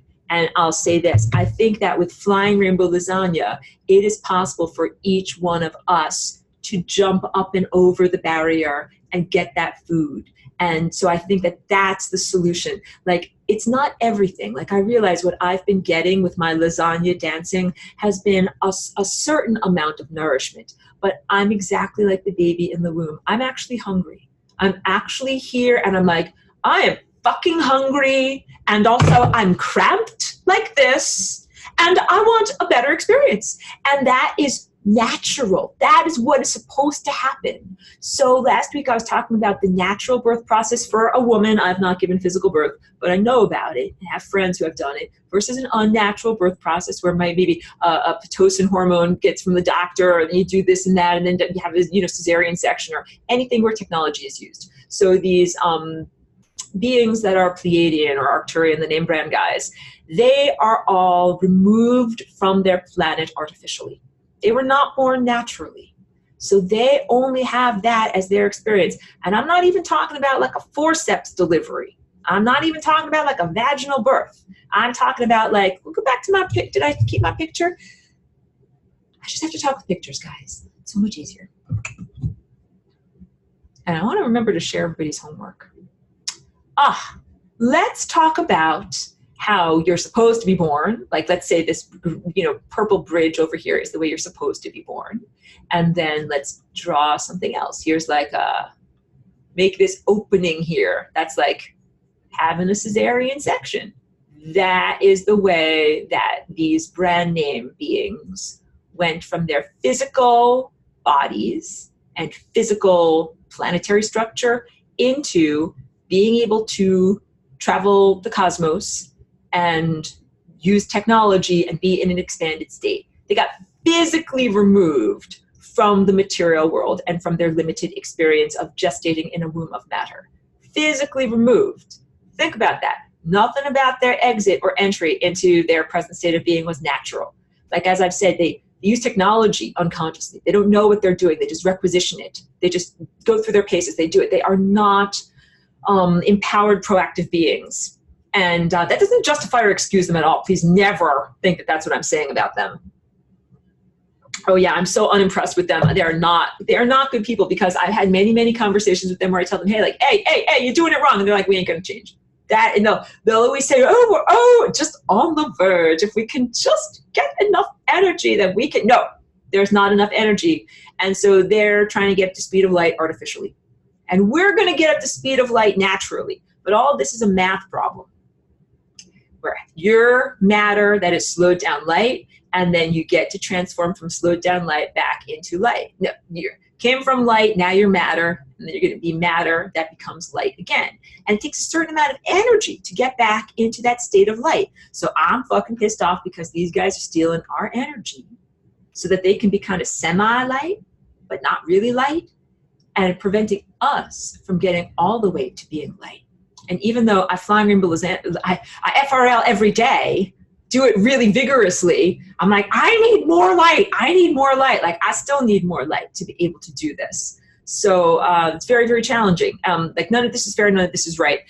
Wait. The idea of inviting those photons in from Ines, I think, is very beautiful. The idea that we perhaps need to be somewhat responsible in getting the energy that we need at this point. It's supposed to flow to us naturally, but if it ain't flowing, I think we have to initiate it and do something about it. And I don't know about Akhenaten in ancient Egypt. I do think that the guy was a hybrid. I do think that he was a physically, genetically changed being from his interactions with otherworldly creatures, supernatural or extraterrestrial or whatever you would call them. But I don't know what his value system was like, and it's so hard to tell from myths and other stuff. Like, look, I have not used my inner telescope to look at Akhenaten and to figure that out and to figure out all those things, because there's layers of deception. The official archaeological record, the official teachings of what their religion was like at that time, it's all coming through the Judeo-Christian filter, which, again, history is written by the victors. These are the genetically modified fake telepaths that took down the empire of beings that were made out of natural telepaths. So that is just hard to even tell what was really going on and who was who in ancient Egypt. So that's just hard for me to answer that question. But I really like your idea of having to help and assist. Pedro, he has suggested many times putting Merkabahs around each particle of light that is emitting from the sun and the stars so that it gets to where it needs to go unimpeded. I think that is good. Sharon says, I've been very suspicious of these aliens who say, we love you, over and over. Very suspicious. Maybe they love to eat us. Yeah, like to cook, to serve man. It's a cookbook. And then we can go into, there's still more space dust on there, like Kang and Kodos. I think Kang and Kodos is an excellent analogy for what's going on politically. Like, hey, you can have this evil alien or you can have this evil alien. Like, they're both evil aliens and you both don't want them afoot here. Well, you do want the sun and the stars, but also there's problems at that level. So at this point, what I'm encouraging everyone to do is to focus on divinity, to focus on the being that has its shit together to the point to be able to create consciousness, to be able to create light, to be able to make these sparks happen. That is an extraordinary being that is definitely in existence. I know that I've experienced it, and that is like a note that you know is pure, that you know has not been distorted in any way, and then everything can be calibrated from that note. And that when you say, Sharon, about the beings that are like, we love you, someone else wrote me also, let me just drink a little bit here. They were like, oh, I'm so happy that you finally called out some of these fake ass channelers and stuff, because I'm so used to them saying, oh, dear ones, oh, this and that. Like, it is very condescending. And like, I'm really a visitor, I'm really a foreigner. I'm always trying to use the vernacular. Like, that's it. When they say like, thou hast, like that, you know something, they didn't study. If they think that that's how people are talking here, like, you ain't gonna make any friends talking like that. Sound like an anachronism.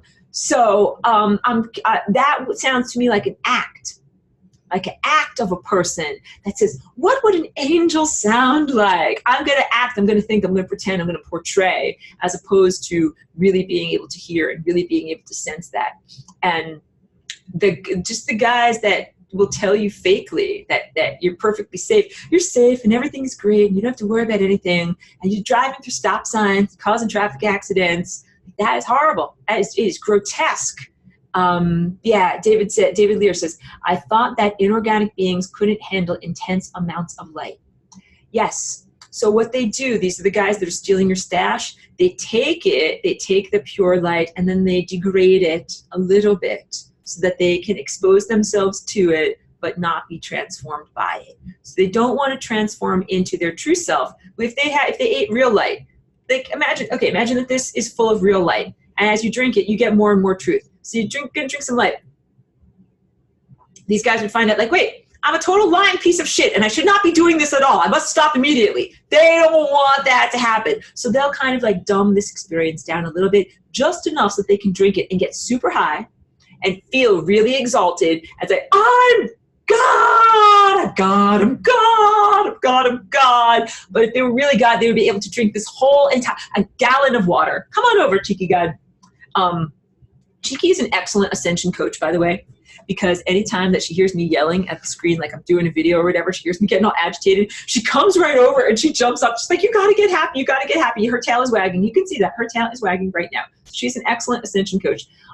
Yeah, because this moving towards the speed of light is all about feeling inwardly elated and exalted. The more light you get, the faster you go, the better you fucking feel. So that's it. Just like when my eyesight was getting clearer, but then it would go down, but then it would get clearer if I would think the right thoughts.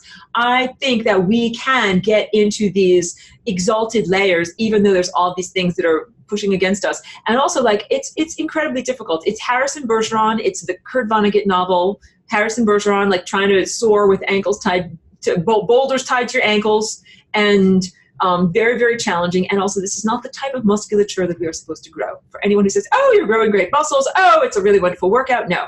All of the lessons that we're learning here are the lessons of being surrounded by total lies and iniquity. And these are non-transferable lessons. So again, grab your security blankets. This is not good news. It's not like if you work at a job and you really, really learn blah, blah, blah software, and then you can take that, or managerial skills, something like that, and you can transfer that to your next place of employment. No, this is like a very, very specific hellhole corporate hellhole that you work in. That has a very specific workflow that only works for this place. And if you calibrate to this place, even if you work here for 50 years and get to be a total expert, when you go to the next corporation, they're going to be like, we do not do it that way here. And everything that you learned at your old job, you're going to have to throw out the window. I am sorry to report this to you. But everything that we're learning here right now is compensatory modes. How to compensate for being fucked endlessly. Like how to compensate for being completely screwed. How to compensate for all this crap that's going on. No, you're actually not supposed to have to compensate. Imagine if you grew like some enormous grotesque muscle because something was always pulling against you. Like that's not what you're really supposed to be shaped like. No, we're really supposed to have this beautiful unfoldment. We're not supposed to have to be punching our way out of the amniotic sac. This, unfortunately, is the experience that we're having, where something wants to prevent us from being able to be born naturally, and then be like, oh, we will just do the cesarean section. We will physically, technologically remove you from your materialistic mind state and put you into a non-materialistic mind state. I'm going to get to more questions, but first, every time that I learn more things about our present situation, things that I say over and over in class keep coming back to me, like my own words echo back to me. And it tells me like it was worthy for me to say these things and play these songs over and over, because the flying rainbow lasagna is the bringing together of formerly divergent realms, like the realm of pure energy and the realm of matter. And in science with Einstein, we've got energy on one side and matter on the other, and they're in constant dualistic opposition. But what happens if you change that equation? Let's ask Einstein. Everyone in this class is as smart as Einstein, smarter than Einstein. Okay, energy on this side, mass on this side. It's a balanced equation. What happens if I put energy and mass both together, flying rainbow lasagna on one side? What happens? You say, dude, it's not a balanced equation.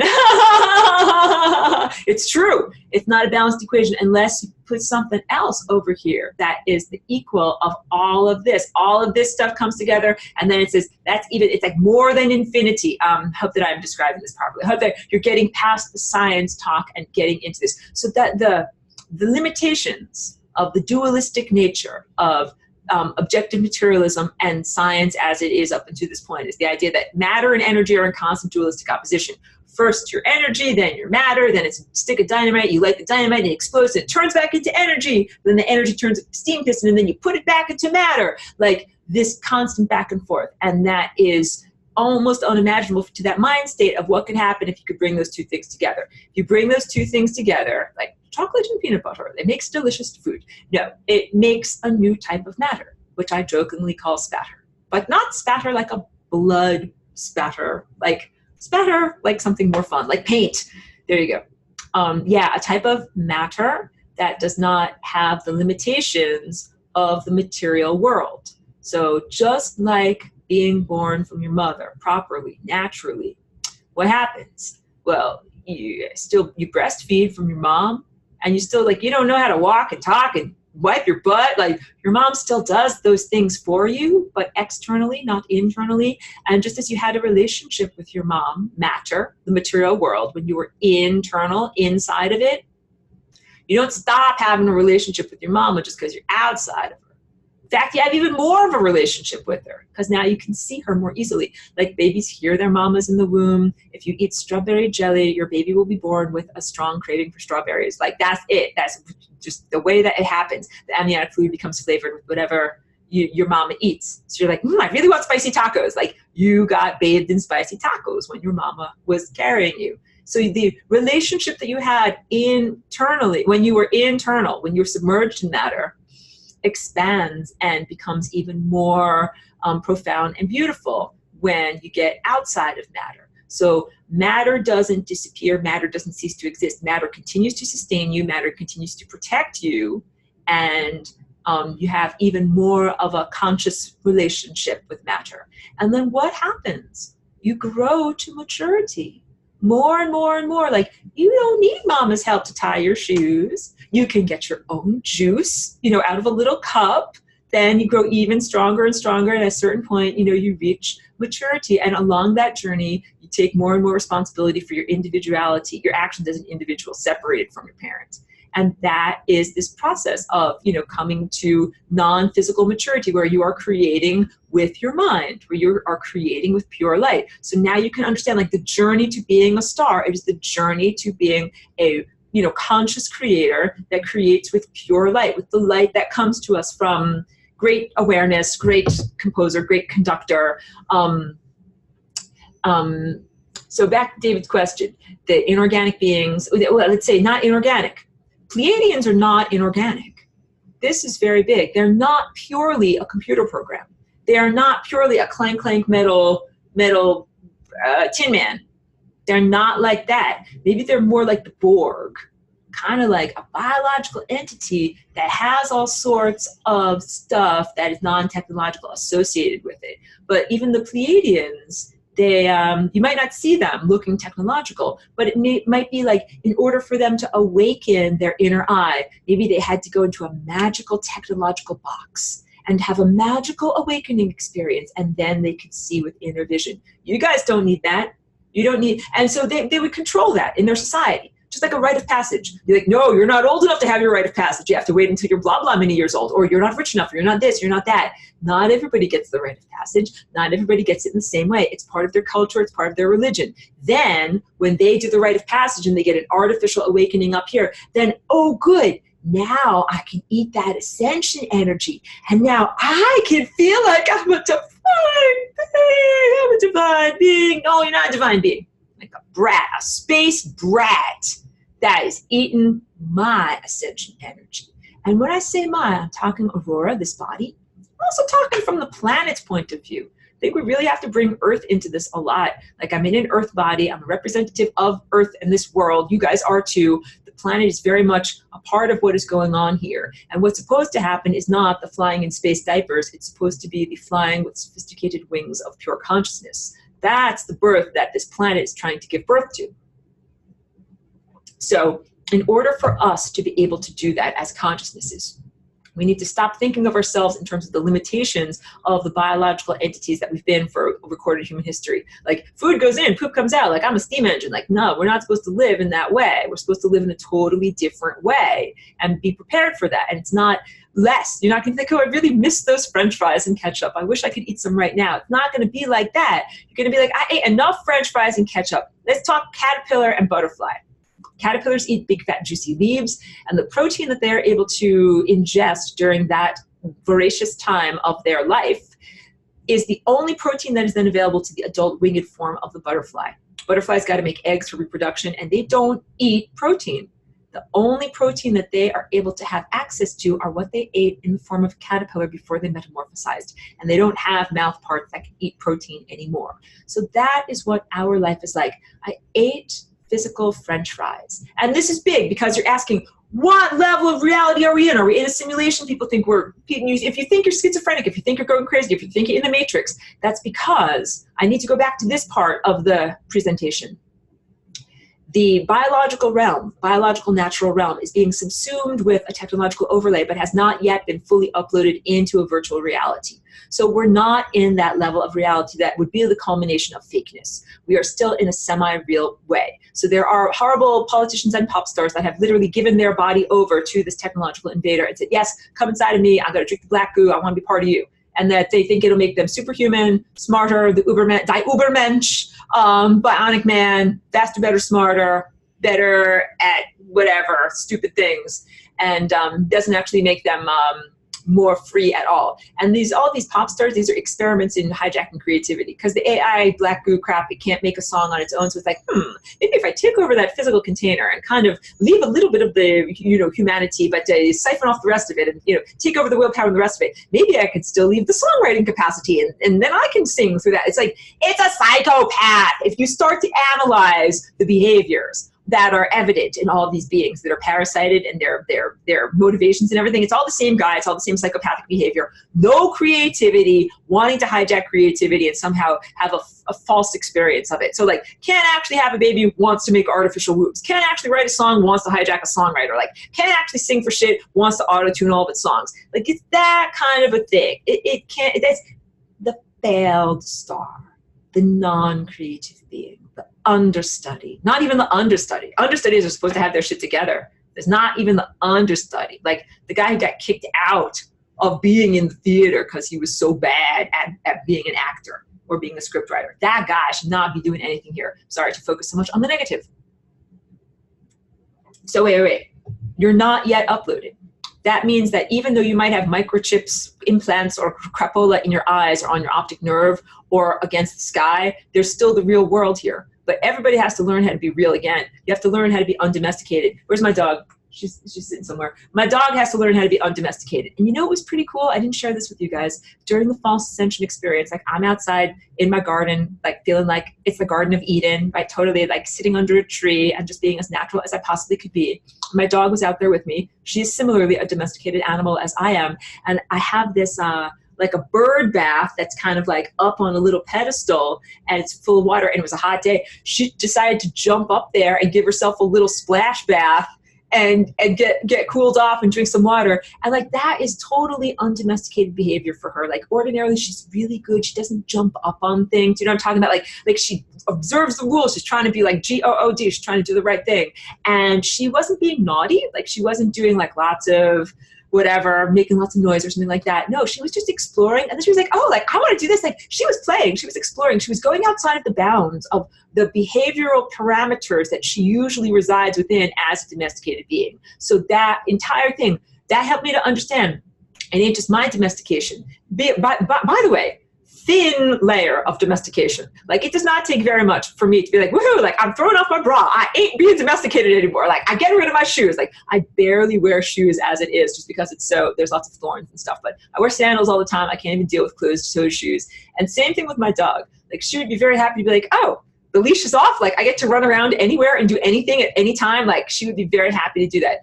Let's talk about animals, because there are animals whose telepathy is being disrupted, who are wild, undomesticated animals, but they are not able to do their usual conversations with other beings and conversations within themselves that they would in an unspoiled place. So we're in an organic realm, because people think, am I in the flat earth? Is this the firmament? What am I looking at? Like, I don't blame you, even though I'm being lighthearted in this presentation, but I don't blame you for thinking that you're crazy, thinking that you're schizophrenic, thinking you need to take some pills to get back to earth, thinking that you're in the firmament, wondering if you're under a dome, just two tadpoles swimming in a fishbowl. That's what people think. Don't blame you for that. It's because there's a lot of fuckery that is going on. So the fuckery is that you're in an organic body, a physical, material body, whose perception and levels of consciousness and DNA expression are being manipulated by a technological overlay. But that technological overlay, huge emphasis, is not all-powerful. Even though it attempts to present itself, to portray itself as God and all-powerful, it can control human perception, it can control human behavior, it can block out animal telepathy, it cannot easily control the weather.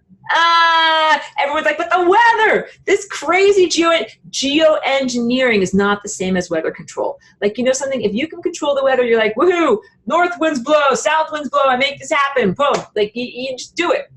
They have to have like a giant fan. That is not weather control. They gotta have giant fans. They gotta have giant plane grids, sprays, high pressure zones, low pressure zones. Their ability, the technologist's ability to manipulate weather patterns on Earth is like crushingly barbaric. It's like really, really lame. It's not, we're not talking about like fine point precision, like, oh, I'm going to do this and that. Yeah, no, it all was dependent upon having the right, like, you know, can I get a moisture plume over here? And then can I spray this over here? Like the most Rube Goldberg contraptions. If you don't know what I'm talking about, this was an old cartoonist. He's kind of like good at what he did, drawing these crazy contraptions, like gotta roll this over here, and then it's gonna fall down here, and then a chicken will peck at it, and then it will go over here, and then it'll finally do what it needs to do. That is how they control the weather here. And in order to do that, so it's just because they're able to control human perception. They can control the weather station. They can control the radar that you see on your little computer. They can control a lot of shit and what people say, what people think, and what people do, but they don't actually control the movement of moisture droplets or the physics of how moisture droplets form. They don't actually control the existence of hydrogen and oxygen or its bonding or behavior on an atomic and molecular level. Like, they do not do that, and although they manipulate time with quid pro quo arrangements, this is again, not pinpoint accuracy. When I talk about the pesky occupiers of the interstices, satanic ritual abuse, energetic slush funds, how they're able to destabilize chakras, they're able to change the experience that we're having moving through time, but not with pinpoint accuracy. It's quid pro quo. So think about some of these things of like making a deal with the devil or making a deal with some interdimensional, like myths or movies in your world that you might be familiar with. It's like, I'll give you this and you give me this. It's not that you have magical control of reality. It's just one hand washing the other. So this is how like the occult societies like Freemasons operate.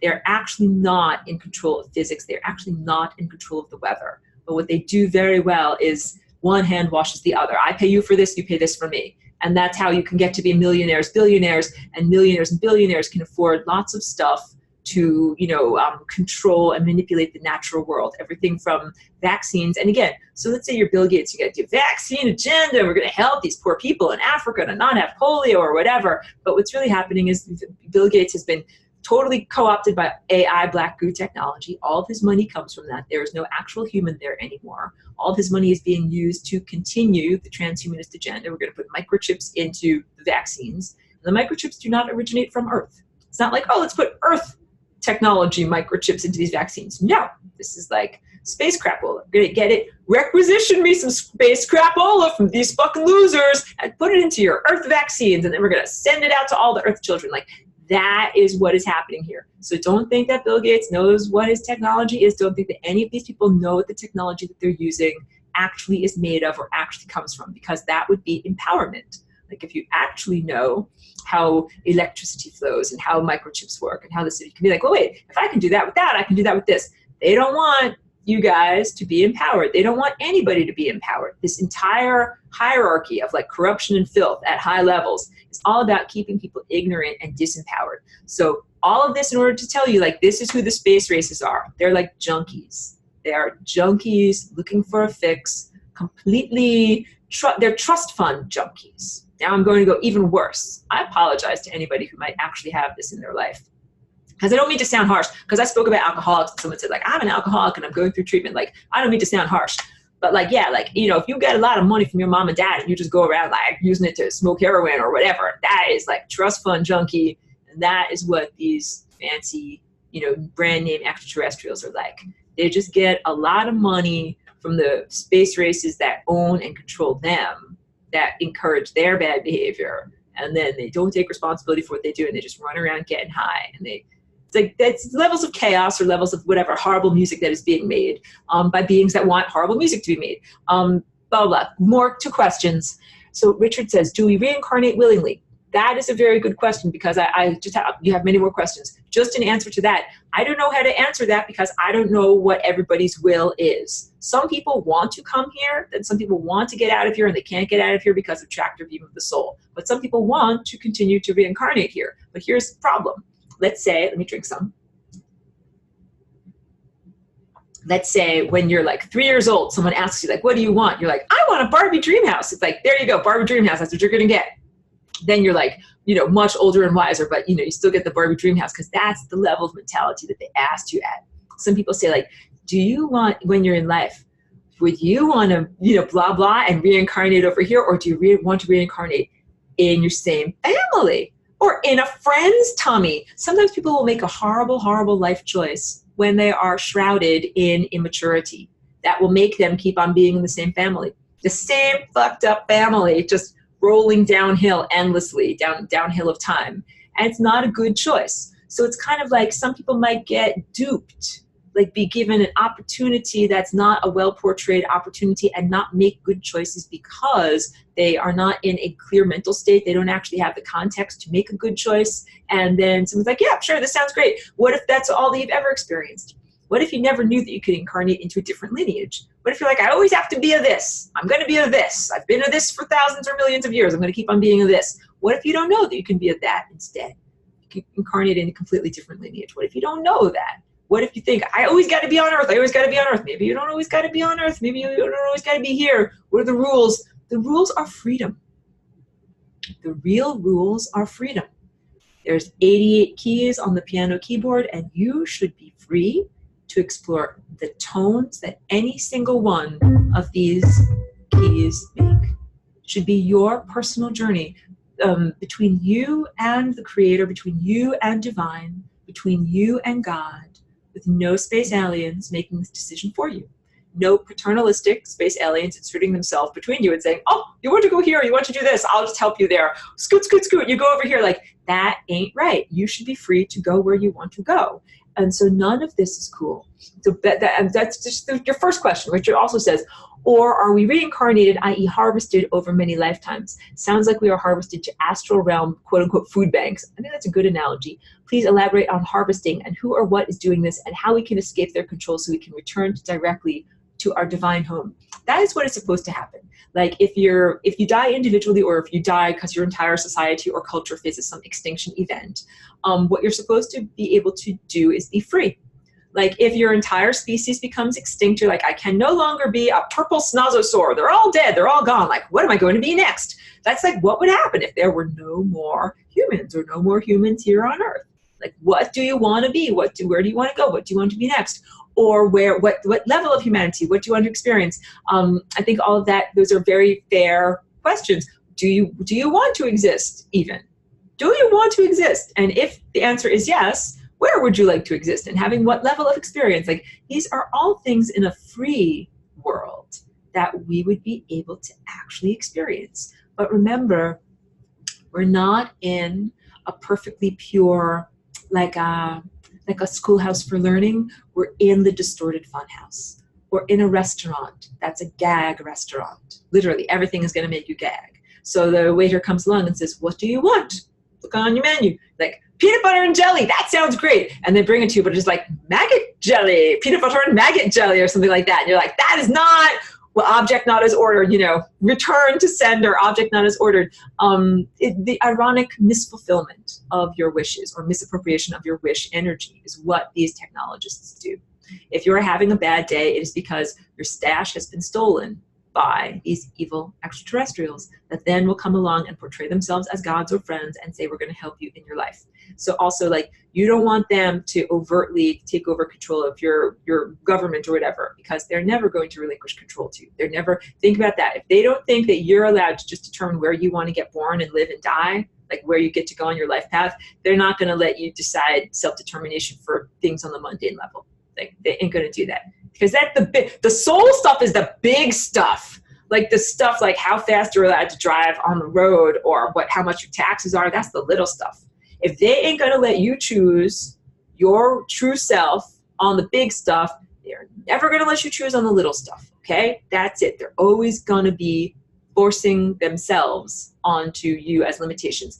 And that is literally why I came here as Aurora, because that is an affront to me, to consciousness, to the whatever, the symphony, the music that is attempting to be made here, to divinity. That is not the way that things are supposed to go. And when I sensed an opportunity, like this is the opportunity, like do this, and then this completely changes everything. That is why I Flying Rainbow Lasagna into this particular situation, onto this particular planet, into this particular body at this time. So this is a big thing, because Richard is asking about people being harvested at death. I think one of the big things to affirm to people is that as it is right now, in this time where technology is being used badly, death is not some kind of a release. And that's it. So, because some people are suicidal, they have a perfectly good body, but they're just like, I hate it around here. It ain't great. I'm going to kill myself. But then there are some people who are like profoundly sick, you know, have really bad medical crises, and they're looking at death as like the release from their suffering. And I'm sorry, it is a horrible thing to say that, yeah, it's not actually a release from their suffering, tractor beam of the soul. Someone's unmuted. And then you get to go back into more suffering. Let me just take it. Because I think that if we had choices over our life, we would be like, yes, I don't choose to be incarnate into some horrible, you know, world of torment. Like I would choose to incarnate into some cool world, or a personal body that is, you know, healthy and, you know, physically fit and all different things. Like you wouldn't choose to go into these situations. So I'm going to be even more harsh now. And this is not directed to be mean at anyone, because I had lots of friends from Woodstock who died of cancer, nice people, but they were young people. They didn't have to die of cancer. They literally embraced it because they wanted to get out of here. So now we have to look at the genesis of disease. And I'm not judging people in your life who have or may have had a disease and died. But the people that I knew, they all had something similar. They were people in their 30s and 40s that hated being here, felt a sense of deep unworthiness and like not worthy of love and energy and food and goodness. And they wanted to get out of here. And for them, they looked at death and cancer as like a release. And so this is the genesis of cancer, because cancer is this invader, not just some weird mutation that comes up. If some invader comes to your front door, knock, knock, knock, can I invade you? I'm going to be like this. Chuck, no, you can't invade me. Like, I don't want you to come inside of me. Like, I'm joking, like some kind of Rambo movie. I'm clearly not a gun owner or anything like that violent. But with my energy, if cancer comes up to me, I'm like, Chuck, no, I don't want you to come inside of me. I want to stay alive. I want to stay alive and do good things around here. And even though this world might be beset with poop, I'm actually willing to put on plastic gloves and clean things up with Clorox. But the people that I knew, although good people, they weren't that way. They were like, this place is full of poop. I don't want to have to clean any of it up. Get me out of here. So cancer invader came to them, and some of them accepted it. They're like, yep, this is what's going to happen to me, and then I'm going to go to the hospital, and then I'm going to die, and that's what happened. And I sound, whatever, blithe. I'm actually not. I actually miss my friends, and I was very sad when they died. It's horrible. And I say this because like I use humor and lightheartedness, but it's horrible. We are in a situation that is so profoundly uncomfortable that some people would choose cancer in order to get the fuck out of here. But if I said to those friends that were getting the fuck out of here, hey, you know, like you ain't actually going to be free, and you're going to get recycled, or you're going to get trapped, or you're going to get harvested or whatever, I think they would have changed. I think they would have had a different sense, because there's all this religious and spiritual and new age stuff that's like death is the release and the this and the that, and you're going to get out of your body. And also the people that I know who died of cancer all had a commonality. They found their bodies burdensome. They were like, I don't like to have a body. I don't like to have to exercise. I don't like to have to eat right. I don't like to have to be here. I don't like to have to do grocery shopping. I don't like to have to do that. They're like wanting to be fairies, magic wand, like very, you know, wanting to be in a different level of reality type people. And I've always been Aurora, like trying to be in my body. I'm like, no, I want to eat healthy. Let's not smoke tobacco and not drink alcohol and eat healthy food and like make my body really strong. And these people were different. They were like, no, kind of, you know, wanting to eat, drink, and be merry, and, you know, eat stuff that is not necessarily good for the body too. And found it to be burdensome to be here and not wanting to take care of the body. So again, not mean criticisms, just honest assessments in looking at this. So I think we have to say, if a person develops some kind of a disease, not like a baby that's born with a tumor, because then it comes from your parents. You didn't even get to be alive. You didn't even get a chance to figure things out. But yeah, like an adult who begins to develop cancer. Like there are emotional issues. There are emotional and consciousness issues as to why they are going in that direction. So you have to look at that. And part of it is this innate false program that's been put inside of us about death being the way that you get to heaven. Like you gotta die, Jesus is gonna resurrect you, or you're gonna die and go to heaven, you're gonna die, go across a rainbow bridge. Any of these things, like, it makes it look like death is appealing because they always make the Roach Motel smell appealing. Never think that you're gonna go into some kind of hell realm and stay there forever. And I don't mean to say like, oh no, like your loved ones are stuck on the membrane of death and they're in hell realm, they're gonna stay there forever. No, but I'm trying to say, if you're a malevolent alien, you're gonna use tractor beam for the soul. You ain't gonna make it look like it is appealing. You're gonna make it like, oh, come over here, it'll be wonderful. All of your relatives are here, it'll be great. But it ain't great, and they know it ain't great. So I think communicating that in whatever gentle and socially appropriate way, loving way you can to the people that are thinking of death or disease as a type of release that doesn't actually solve anything. All the people that I knew that died, like, they still have to face their shit. That's a good, let me just get a little bit more to drink here. Let me just get a little bit more to drink. Everybody has to face their shit, including the Pleiadians. Hold on. So sorry, I'm walking away to get this.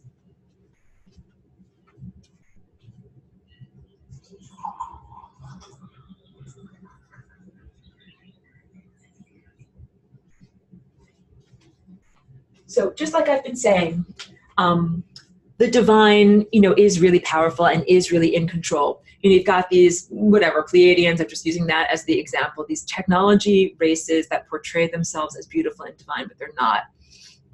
They're facing their life review also. What you can consider is going on right now is like a death that is not a death. So when you die physically, so this is also another part of understanding who you are and what's going on with wetware. When people have the wetware fully invested inside of them, they're no longer themselves, they literally have died. Even if their biological body continues to walk around in a grotesque mockery of life, they are technically dead. And so a lot of them have inner perceptions where they're like, am I alive? Am I dead? Am I going crazy? Am I a clone? The whole clone thing with all these people thinking that they're going to cloning centers and they're this and they're that. That is not what is happening. It's just like if you're wondering if you're going crazy, are you under the firmament? Is it flat earth? No, the sky is being distorted. You're definitely being beset with technology, but you're not crazy and you're not on the firmament and this ain't the flat earth. So a lot of people think like, I'm a clone, I've been to the cloning centers, I'm this, I'm that, I'm the bionic woman, I'm on my lab. No, that's not what you are. You're a human being in a biological organic container on a biological earth that's been horribly infested with technology that's taken over your mind and your willpower to the point that you are now like a walking dead zombie. And you can't unzombie. That's a big one. Like, I will save them. I'm a healer. I will save them. Like, I'm making fun because a lot of people have this very, very misguided approach. Like, oh yeah, they got assimilated into the Borg, and now I will go and save them. Like, you ain't gonna save them. You ain't gonna save them. They got assimilated, and that's what they are now. And you just cannot make that unhappen. There are really some choices or events, life events, that are whatever, indelible. That is one of them. Being totally taken over by evil AI is an indelible life event. You are not the same after that. You cannot be expected to be the same after that. You cannot be expected to go back to normal, okay? That sounds harsh, but this is the time, like in whatever TV series or whatever movie that you're watching, when you gotta give up on that very, very false notion that you, the uninfected, you don't have the zombie, you don't have the AI, you don't have the whatever that is going around, that you're somehow going to save your friend who got zombified. No, what's going to happen is your friend is going to bite you and then you're going to become a zombie. Like, that is what happens. And this is also why, the longer that this goes on, the easier it does not get. It's not like, oh, the more days and weeks that this drags on, the more people that will reach consciousness levels that will make them free. No. That's not what happens. That does not happen on any zombie movie. The longer that it goes on does not mean that it's easier and better. It means more and more people get picked off by zombies. It's called a war of attrition.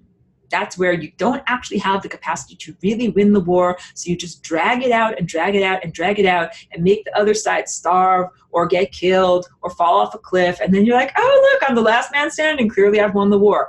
This is the way that these guys are trying to fight this battle, a war of attrition. Rock'em sock'em robots, constantly eating our ascension energies and keeping us away from the transformative metamorphosis, light, empowerment that we should be experiencing. So yeah, the answer is definitely not to continue waiting every day that goes by. Your brains get fried more by the mind control sun simulator. Your energy gets stolen more. Every day that goes by, more people get vaccinated, both children and adults. Every day you go by, more 5G gets rolled out. Every day that goes by, you inhale more fucking nano.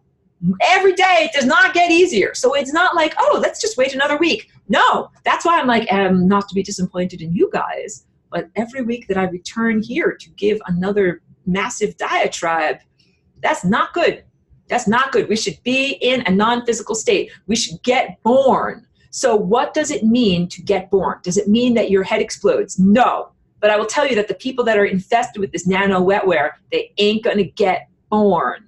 That's it. They can't do a natural birth. So the Pleiadians will offer them, well, how about you just come into our virtual reality fantasy land? You can live there generating misery for years for us, millennia, however long we want to keep you there. Like, it's San Junipero, it's not freedom, it's not recommended. And what's really going to happen is we're going to destroy all the technology. That's not, we don't have to wait for the stars to initiate it. Like, we are going to do this. So I'm going to, how do you avoid being harvested? Blah, blah, blah. Please elaborate on harvesting. Harvesting is the magnetic willpower overcoming your own willpower in dragging you into a system that, or into a life experience that is not your desired life experience.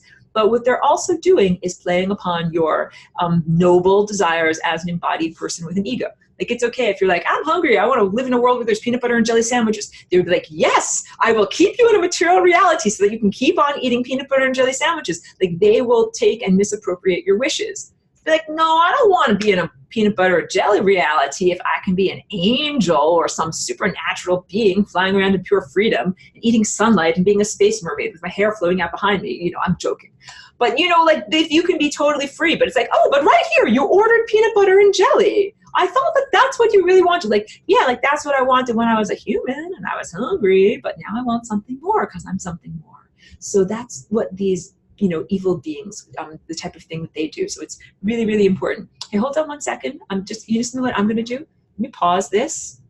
Pause the recording. There we go. Back on. What is the best way to not have to experience this? I think that our mental state when we are alive has a huge amount to do with what happens to us, our trajectory upon the moment of death. And of course, it's always best to avoid the moment of death. So in whatever way possible, like, willpower is the way that we turn the steering wheel from going slanty to going straight. And so I think a lot of this is like giving a new mental program, a new software program, a new program of what is possible, because a lot of people think that death is righteous and noble and inevitable. So I wanted to say, your ego desires are noble. Like, when I'm in the physical body, come on up, girl. You know, I have ego desires. Like, I want like this and that. Like, I want to buy a new dress. I want to buy a scarf. Cheeky's like, buy me dog toys. You know, we want to buy stuff. But like, I don't want to stay in a limited version of self just so that I can buy a scarf. It's not like that. Or just that I can fulfill my relatively small desires at this level. But your relatively small desires are noble. Like, Cheeky's like, I want a dog toy because she's a dog. Thank you. Thank you very much. You have a good fan club, Cheeky. People love you. Good job. Good job. You can tell she's been like, hey, you've been working hard. I think I gotta come over here. Good job, honey. Good job. She's going to sit right here. Yeah, I think it's necessary to give a great deal of different social programming about how we think of death. And then, you know, I did have the experience of not being controlled by the tractor beam of the soul. Like that's how I became Aurora, instead of, you know, having them take over and put me into their direction of what they would like this life to be. And the experience really did require a lot of my own personal willpower. And what I would just say, like, do the impossible. That's what you have to do. You just have to do the impossible. It's just that easy. I'm joking, of course.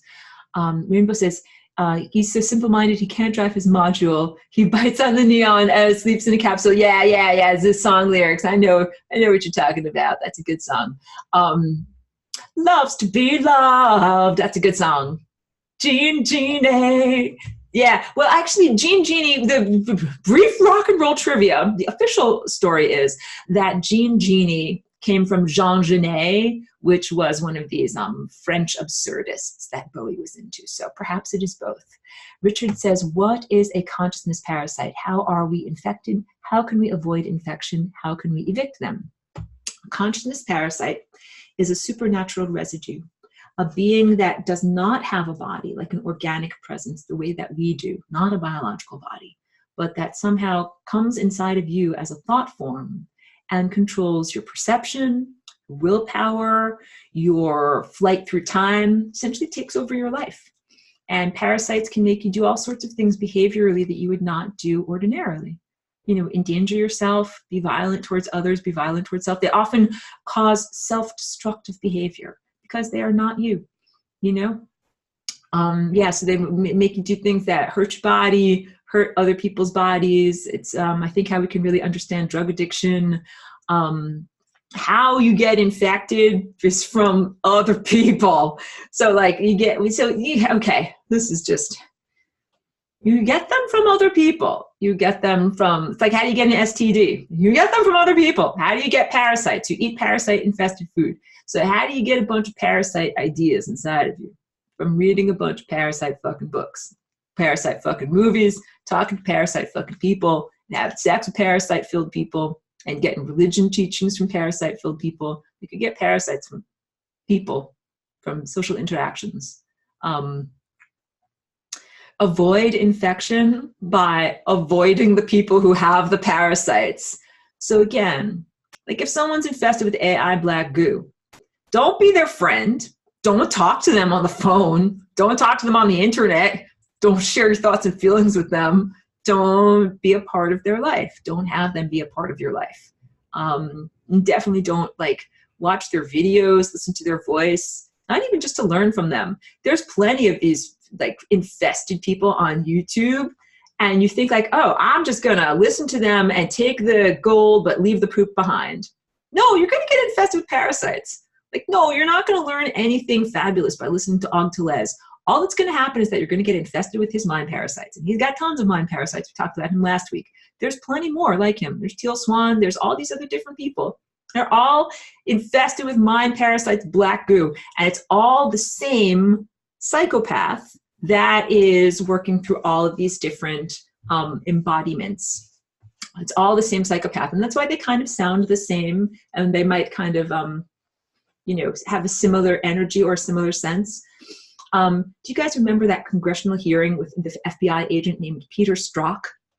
And at one point he was able to control his voice very well, but he didn't control his appearance very well. He appeared very demonic. And at a certain point he said something like, this was the very, most sanest thing in the world with my voice, but he made this little dance, he did this little duper's delight, he made this little face, There's videos of it, you can see it. And I recognized that. I had seen other people in my life who were also duplicitous and, trying to control me in some way, who were trying to lie or control me, lie to me or to control my behavior in some way.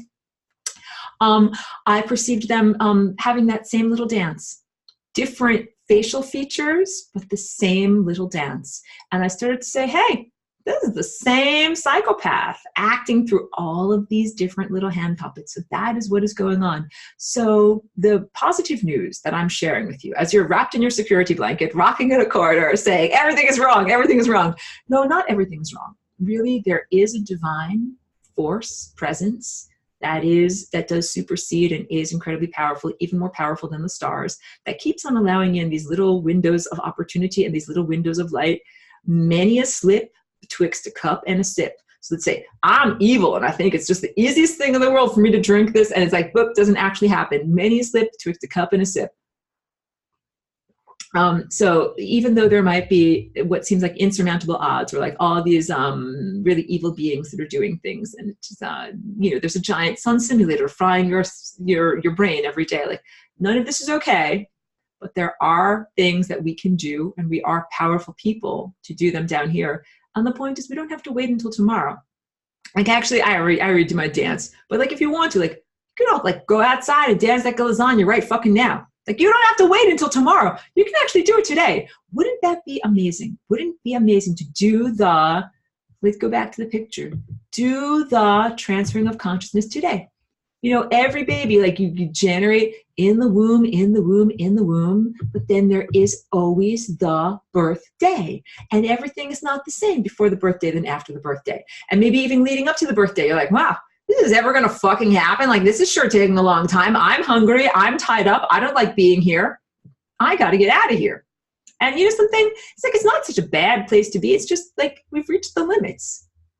And then there are aspects that have made us very uncomfortable here. So what does this, so as I'm saying, so okay, you're a physical being, but some of us are installed with wetware, but we fight against it. And so we're sending around the anti-nano bucket. It's gonna happen very soon. Or other things that you can use to detox your body and not allow this thing, parasites, either candida parasites or you know, technoparasites to control your behavior, or mental parasites to control your behavior. But at a certain point, it is necessary to be born into your the transferring of your awareness. Let's say, get a color. This is your awareness, like your focal point. That's not a good color. You can't even see what I'm doing here. Do this. Let's say this is your awareness, like the needle of awareness, where you focus your focal point. And what you need to do is change the focus of your focal point to your non-physical existence. The aspects of anatomy that we have had for the whole entire time, but we have not had full knowledge of them or full control over their behavior. And the knowledge is because of blocked out higher faculties, and the control of behavior of our higher dimensional anatomy was inhibited by the putis. Because, go to an image. Go to an image. Hold on a second. Let me see if I can get one of these pictures up. Where do the putis live, guys? Where do the putis live? They live on the membranes of death, which are the areas in between all of our chakras. Oh God, I'm trying to do too many things at once. Wait. Now I can't see shit. Hold on. Okay. Wait, I want to go to this picture right here. If this is, you know, like your deconstructed physical, not deconstructed non-physical anatomy, where do the poops live? This is your body in a higher dimensional state. Where do the poops live? And there's some poop. Wait. Gotta get it. You can't even see. That's tiny poop. You can't even see it. That's how small this. She makes little ones. That's a little one. This big. There you go. There's some poop there. There's some poop there. There's some poop there. You are not your parasites. You are not your limitations. You are not your poop. Poop is passing through. But that is all the stuff that needs to be cleared out. So this journey for me, and I think for you guys too, is about awakening your higher faculties, seeing where there are blockages or blockades, and making it so that they're not there, because this is how energy is supposed to flow through this. Like, get a good energy color. The energy is supposed to flow in these beautiful, perfect, like S-shaped curves, figure eights. You can see, like, all along here, it's supposed to flow on all of those places where it wasn't possible to go because there were these blockages. So what you do is recognize that you have non-physical anatomy, claim it, and then begin to run energy through it. And so what I've been doing the past couple of weeks with these waves of energy that come into me, sometimes I'm spent in introspection. Usually I'm very focused on expressing, like making art, making music, making stuff. But that's like a generative activity. It's not the same as sitting quietly and introspecting. And I've found that it's necessary for me to set aside a certain amount of time each day when these waves come in, so that I can actually just sit and think and digest and introspect and retrospect. And it's like looking down the time tunnel. Sometimes I have to look down my own time tunnel at what I have experienced personally over the past couple of decades and see how that is informing my present level of existence. And sometimes I can't do that while I'm busy. Well, I'm busy, you know, literally while we are doing our work, whatever is your work, even though my work is joyful work. So I've been spending time in introspection. And then I find that the more time I'm spending in introspection, I've been doing a lot of clearing of the interstices in my own body. So clearing out those blockages, which sometimes it is socio-cultural, sometimes it is ancestral, sometimes it is personal trauma. Clearing out all those traumas, those blockages. And then the more energy that flows, my ability to self-heal is coming online. And what that feels like to me is taking energy back from anyone that has ever taken energy from me. And it's non-local, so you don't have to be near them in space or time. So if someone took energy from you when you were 1 year old, you can take the energy back. Or if someone took energy from you 1 second ago, you can take that back. So these putis that, you know, beset me and others, you know, they're like always trying to erode your energy. So if they take some energy to try to erode my energy, I'm like, yoink, yoink back. They try to yoink, yoink back. And I'm yoinking back all of my energy. I'm reading Gala's comment. She says, you had to walk the walk to do the talk. That is very truthful. And Eleanor says, so if the light coming through the sun is not all quote unquote good, let's say maybe it's not all music that is totally in tune, how does that impact our sun gazing meditation? Good. How should our focus shift as a result of this information being presented today? I think that any information that reaches us is supposed to be the music that is supposed to reach us, but that the problem is it's just blocking shit out is the problem. So I don't think that it is a question of receiving erroneous information from the sun. I think the problem is it is erroneous to receive partial information. And what I've been experiencing in some of these moments of insight is there's the real sun, there's real consciousness, but then there are layers of misinterpretation that I'm experiencing too. And when I get misinterpretation, I'm like, that doesn't sound right. What? That doesn't sound right. Like all of my intellectual yellow flags are raised.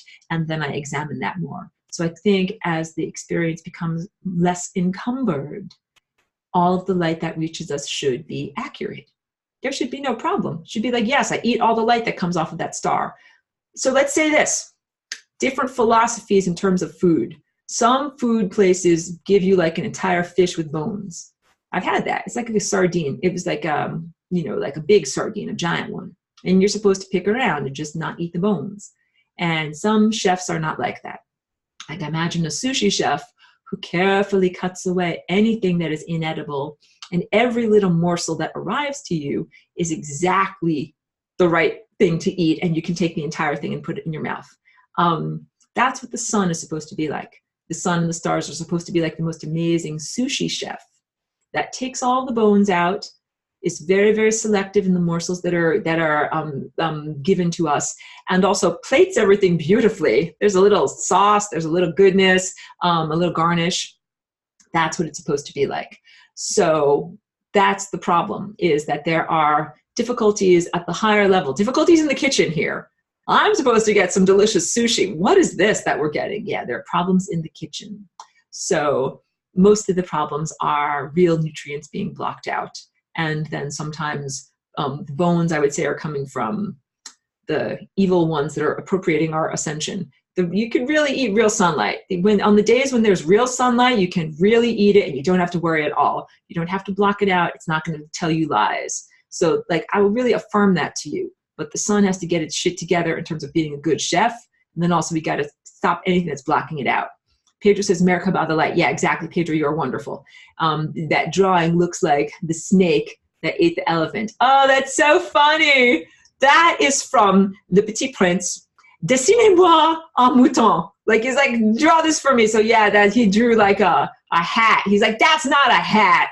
That's a snake that ate an elephant. Like the giant hump is the snake that ate the elephant. That is too funny. Hey, wait, let me do this thing super fast because I want to be sure to include this. People emailed me their beautiful homework, and with the allowing me to save this in this. Hold on a second. Let me send these things over to this screen here so that we can all look at them, because I'm so happy when I see people doing their beautiful homework. Here, hold on a second. I'm sorry, I'm doing this on class. I didn't prepare everything beforehand. There you go. Here.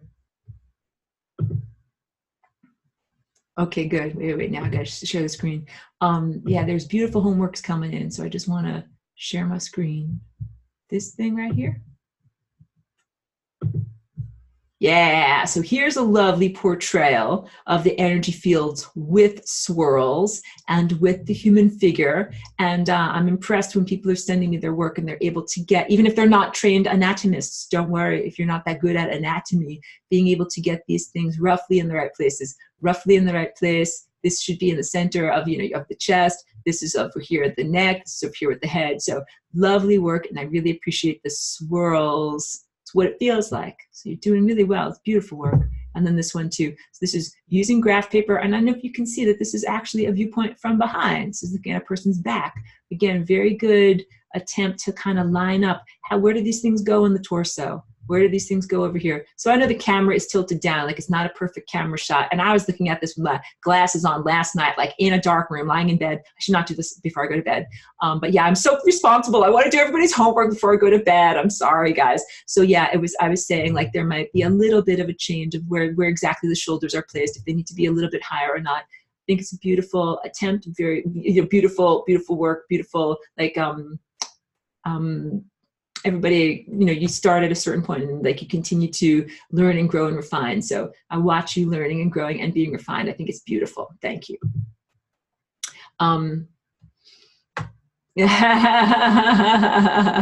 Danielle is agreeing that carrying a baby inside can feel like that. Like you're like a snake that swallowed a watermelon. Yes, I know some friends who have had that experience. We used to joke like a olive on a toothpick. That's what they looked like. Eleanor says, structurally within the galactic organism, what is the single fucker you're talking about? So the failed stars, they all are characteristics that do not belong in the time field. And all those characteristics emanate from pretty much one large scale psychopath. All of the personality characteristics that are just not supposed to be in existence, and they all come from him or it. And so that's it. Like there's really just one madman. And you just have to get rid of that one madman that is sprinkling all of his characteristics of madness into the world. Like, hey, that's enough. Violence and psychopathology. The mouse is here. Sorry, guys. Here, you gotta cool it. We're on the video. We're on the video, honey. See. Hey, that's enough. That's enough. Rainbow saying Beetlejuice. You're too loud. No loud. No loud. No. Do you need to jump down? Okay.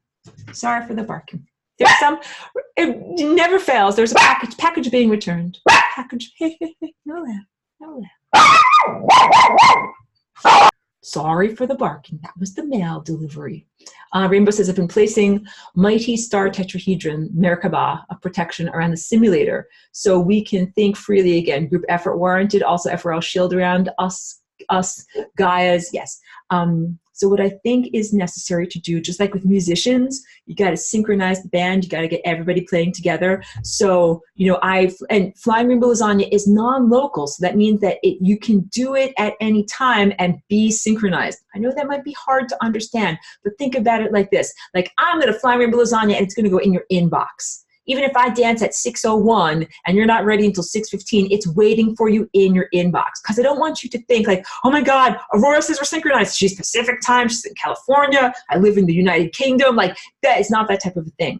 But synchronized in terms of our inner music and our genetic development. Our genetic dance is what connects us to events in time. And this Flying Rainbow Lasagna is the dance of unlikelihood. It's the most unlikely thing that can happen. Instead of death, not death. Stop. I think that we need to synchronize in order to amplify what we're doing. So just like you can have wave plus wave equals amplified wave, I think that's what we need to do. Even though I say all the time, like it's an assignment where you have to be able to do it on your own, even if you're not with the band.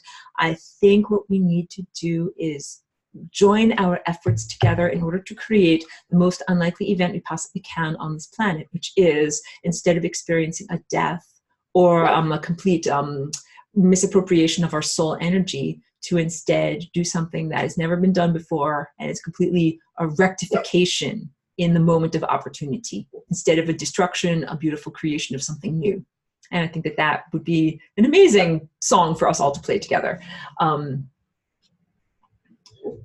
Mikank was saying, once the pump is primed, the water will flow, stellar network. I think that is what we need to do. That is a very good analogy, yes. So it's kind of like we start the spark or initiate this action because our DNA is powerful. Our DNA allows us to dance and be connected to time and make events happen. We're not just experiencers. So we're in a powerful state here. All of the narratives that are going on are disempowerment narratives that are either a religious thing where you have to wait for a savior, or a political thing where you have to wait for paperwork to be revealed or some petition to be signed or something like that, where it's always waiting for something else and something external. And I just really saw that very openly as a ploy, that is a ploy that is saying like, well, you're just going to have to wait until next Tuesday and then the government will do this. Like, no, don't wait until next Tuesday. Let's do this now. So literally, I don't mean to sound in a bad way, but every morning, usually when I get up in the morning, I'm like, hooray, like, let's go for a walk to the park. Let's do fun things. Like literally, that's what Cheeky and I do in the morning. I walk to the park with her now. And I'm like, this is not the total expansive experience that we are actually supposed to be having. I'm, not happy and peaceful and, celebratory, because I know that we're supposed to be doing something even different and better, not being in the womb with amniotic fluid. Rainbow says the drawings build willpower. Magnetism seems to me. Interesting. Of like, if you're saying learning to do your own drawings, like the anatomy drawings, that is helping you to build willpower. That's really good. I like that. Thank you for being here, Chloe. David says, so what would be a good visual intention to use when doing the FRL to disempower the main asshole who's been pulling all the levers? I think that with information, the light of information and energy coming into that primary asshole, or the origin of all assholeness everywhere, that would destroy it with light. That it holds up a shield saying, I'm not an asshole, I'm a totally great person. And if you have enough light, like put light on me, enough light comes onto that shield, destroys the shield, and it looks like, wow, in light of all of that, like I'm a total piece of shit, parasite-ridden crap, and there's no way in the world that I should be doing any of these things and deserve to go into a state of entropy. So this is the way it works with entropy also. It is not necessarily something where you need the permission. You don't need the permission of the asshole to send it to entropy, but the journey is the journey of the realization that it does not belong in existence. So the asshole, the primary asshole, it's a figment or like a creation, a not real thing. Just like a magnetic star that is a never was. It's a not real thing. So the light of information, when it reaches this not real thing, it basically says, hey, you're not real. You're not real. You don't belong in existence. And that is the devastating truth. And then it goes into a state of non-existence and it remains there. And I can tell you more about the needs to have it remain there and things like that, but it's just maybe a bit too much at the point. But it has to do with speed of light and making it go far, far, far, far, far away from the speed of light. And if this is the speed of light and you put it all the way back here and there's not enough gas for it to ever to be able to even get close to the gas station to be able to get faster, that is the type of entropy I'm talking about. So not just like, oh, like we're going to leave you parked at the gas station, but with no gas in your tank, like then it's easy to get more gas. We're not talking about that type of gas. We're talking about stranded hundreds or millions of miles away from any potential gas station. You put it into that level of entropy. Rainbow's joking about Wile E. Coyote's Acme kits. Wile E. Coyote is much under-recognized for his work at painting, trompe l'oeil murals. Yeah, they backfire all the time. Pedro says, wonder how Coyote pays for all that. Good question. Can't be a lot to do work out in the desert like that. Angel says, are you aware of any alien species in this universe who are unaffected or have evolved past the hijacking? I would imagine that would not necessarily have a physical body, or is the only way to have your level of insight to exist outside of the physical universe. Okay, so your questions are about alien species. There are alien species who get out of their space diapers and get off of their planets properly. Yes, but they don't go around fucking things up. They only do the right thing. They only play the music they're supposed to play.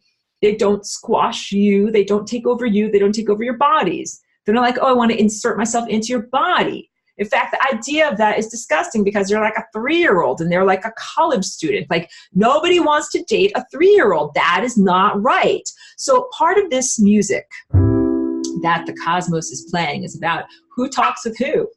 Who talks with who and when and under what circumstances. Okay, Cheeky's going to be cool. She's been pretty patient. It's been 3 hours. We do need to get some exercise. Yeah, who talks with who and under what circumstances and shares ideas. Because the parasites are ideas out of tune. They're like ideas you're not supposed to be thinking. Ideas and energy that aren't at the right moment. That's what the parasites are. So no, you're not supposed to think these thoughts. You're not supposed to know these people. You're not supposed to have this information. You're supposed to have different thoughts and different information, different food at that moment. So you're supposed to, if you're got off the planet without a space diaper, like, you mind your business. Unless you're supposed to play with those musicians, then you play with those musicians. Okay? You got it? Like, I'm from the Stellar Network. I'm from a giant band. We play with other people who passed the audition and are ready to be in the band. Don't go around like forcing our, like, crash a party. Be like, well, I'm going to take over your guitars and play what I want to play here. Like, no, we don't crash a party. Go where we're supposed to go. So you're kind of like being like, is there anybody good out there? Like, yeah, there's lots of people that are good out there, but they ain't gonna crash your party. All right. Thank you, Daniela. Everybody says, did beings from your dimension reincarnate? Can human being ascend to a telepathic dimension, non-physical? Okay, I'm not sure how to answer your question. I do not have to reincarnate at the level of the Stellar Network. No, it is expanding. So if you reach the end of one level of existence or the end of one chapter, you do not have to reincarnate. Like, now I have died and I have shed my body and now I'll be reincarnated. I think reincarnation, is like a really unhealthy way of looking at things because it's all lived concurrently. So at the culmination of an experience, I might choose to have a different type of experience or a different level of experience, but this is not the same as incarnation. So let's dissect the word incarnate. It means to come into flesh. Carne is flesh, to come into flesh again and come into flesh again and come into flesh again. Like, none of that makes sense in a world that is not a world of flesh. So this is, I have issues with language. I'm sorry, I cannot continue further, but thank you. Angel says, after death, do some souls stay as a disembodied spirit on earth for a period and communicate with the living through mediums who have developed their ability to talk to spirits? The answer is, after death, some people become a supernatural consciousness residue on the membrane of death, and it is highly questionable about whether anybody in the physicality actually talks with them or is talking with your presumed memory of who they were, like more through your filter than their filter. So I'm highly questioning and skeptical of any paid psychics who say that they will talk to your dead ancestors or talk to anyone dead in your life and pass messages along to you. Like, mostly what you're talking to is poop on the membrane of death, and paying someone who is a fraudulent channeler to talk to that for you. Sharon says, last week I got upset over something. When I came back to normal, I realized that I couldn't remember anything that Aurora said. Oh my God. The next 2 days I listened to that whole recording twice. I willed to remember. You know, Sharon, I'm not surprised, and I'm happy that you got back, like, whatever the energy they took from you. I'm happy you got it back, got back on track, because I find myself with this too. Sometimes I have a wonderful insight and then, or like a dream, like it almost evaporates, and I have to kind of hold on to it. Like, no, I don't want to lose that. I want to remember that moment or remember that insight. And this is part of, just like there's glamours that are like a shield that says, I'm your friend, I'm going to come up to you. They also can do things of like, oh, you think you're thinking something really important. Well, I'm just going to change your state of mind and you can't think that thought anymore. Like, this is super mind control. That's what is going on. So it takes a great deal of willpower to not be controlled by their mind control. No, Eleanor, I would not say that that is an ego desire. I would say that that's an appropriate desire, but you got to watch out. If you say all life forms, then some of these poop life forms are going to be like, oh, she wants us to flourish too. Like, you don't want the parasites to flourish. So you got to be selective, really selective with the notes on the piano that you play and the wishes that you make. David says, have you heard of the turpentine parasite cleanse? I've tried it. It works. I wonder if it might clear out mind parasites too. Just curious. There is a correlation between your physical intestinal parasites and mental clarity. Yes. So I have not done turpentine myself. I would say super yellow caution flags, like do your research and figure it out if it's right for you. Artists in the past used to be exposed to turpentine and it made them loopy. Like there's a reason why they think you're a flighty artist, because like too much of that stuff, like it can hurt your brain. So just really, really yellow caution flags on that. But yeah, there's all sorts of different, both chemical or natural ways to deworm and get rid of parasites. I think Candida is a major parasite that a lot of people have controlling them. And they think that they're going to go raw vegan and they're going to be super healthy, and to drink nothing but fruit juice and eat fruit all the time, and just make a super Candida world inside of themselves. So yeah, you got to get smart about what you're eating and how you're eating, and then how you keep yourself clean, and think about eating ideas, whose ideas you're eating, whose artwork and music you're eating. I don't even listen to the music of the people that have black goo. I don't even want to listen to their music. I don't want to eat their maggots. Rainbow says, homework drawing helped me activate self-healing and reclaim stolen energy. Good. I'm happy to hear that. That is exactly what you should be doing. Good, Inez. Good. Excellent. Very good. There's a prep comment. Good. And Rainbow's agreeing that there are several concurrent lives. Yeah, because a lot of the stuff about reincarnation, the way that it is taught here, is taught in a linear sense, and is also taught as a justification for social caste systems or other things. Like, you need to do this, this, and this in your other lives before you're allowed to be here. Like, there's so much. I don't know if anyone has to say, like, someone unmuted. No, it's probably just unintentional. Okay, I have to tell you guys, my voice is tired, I'm tired, and I think this one over here probably needs to get some exercise and go out. So I'm going to end the recording for the moment. Thank you very much.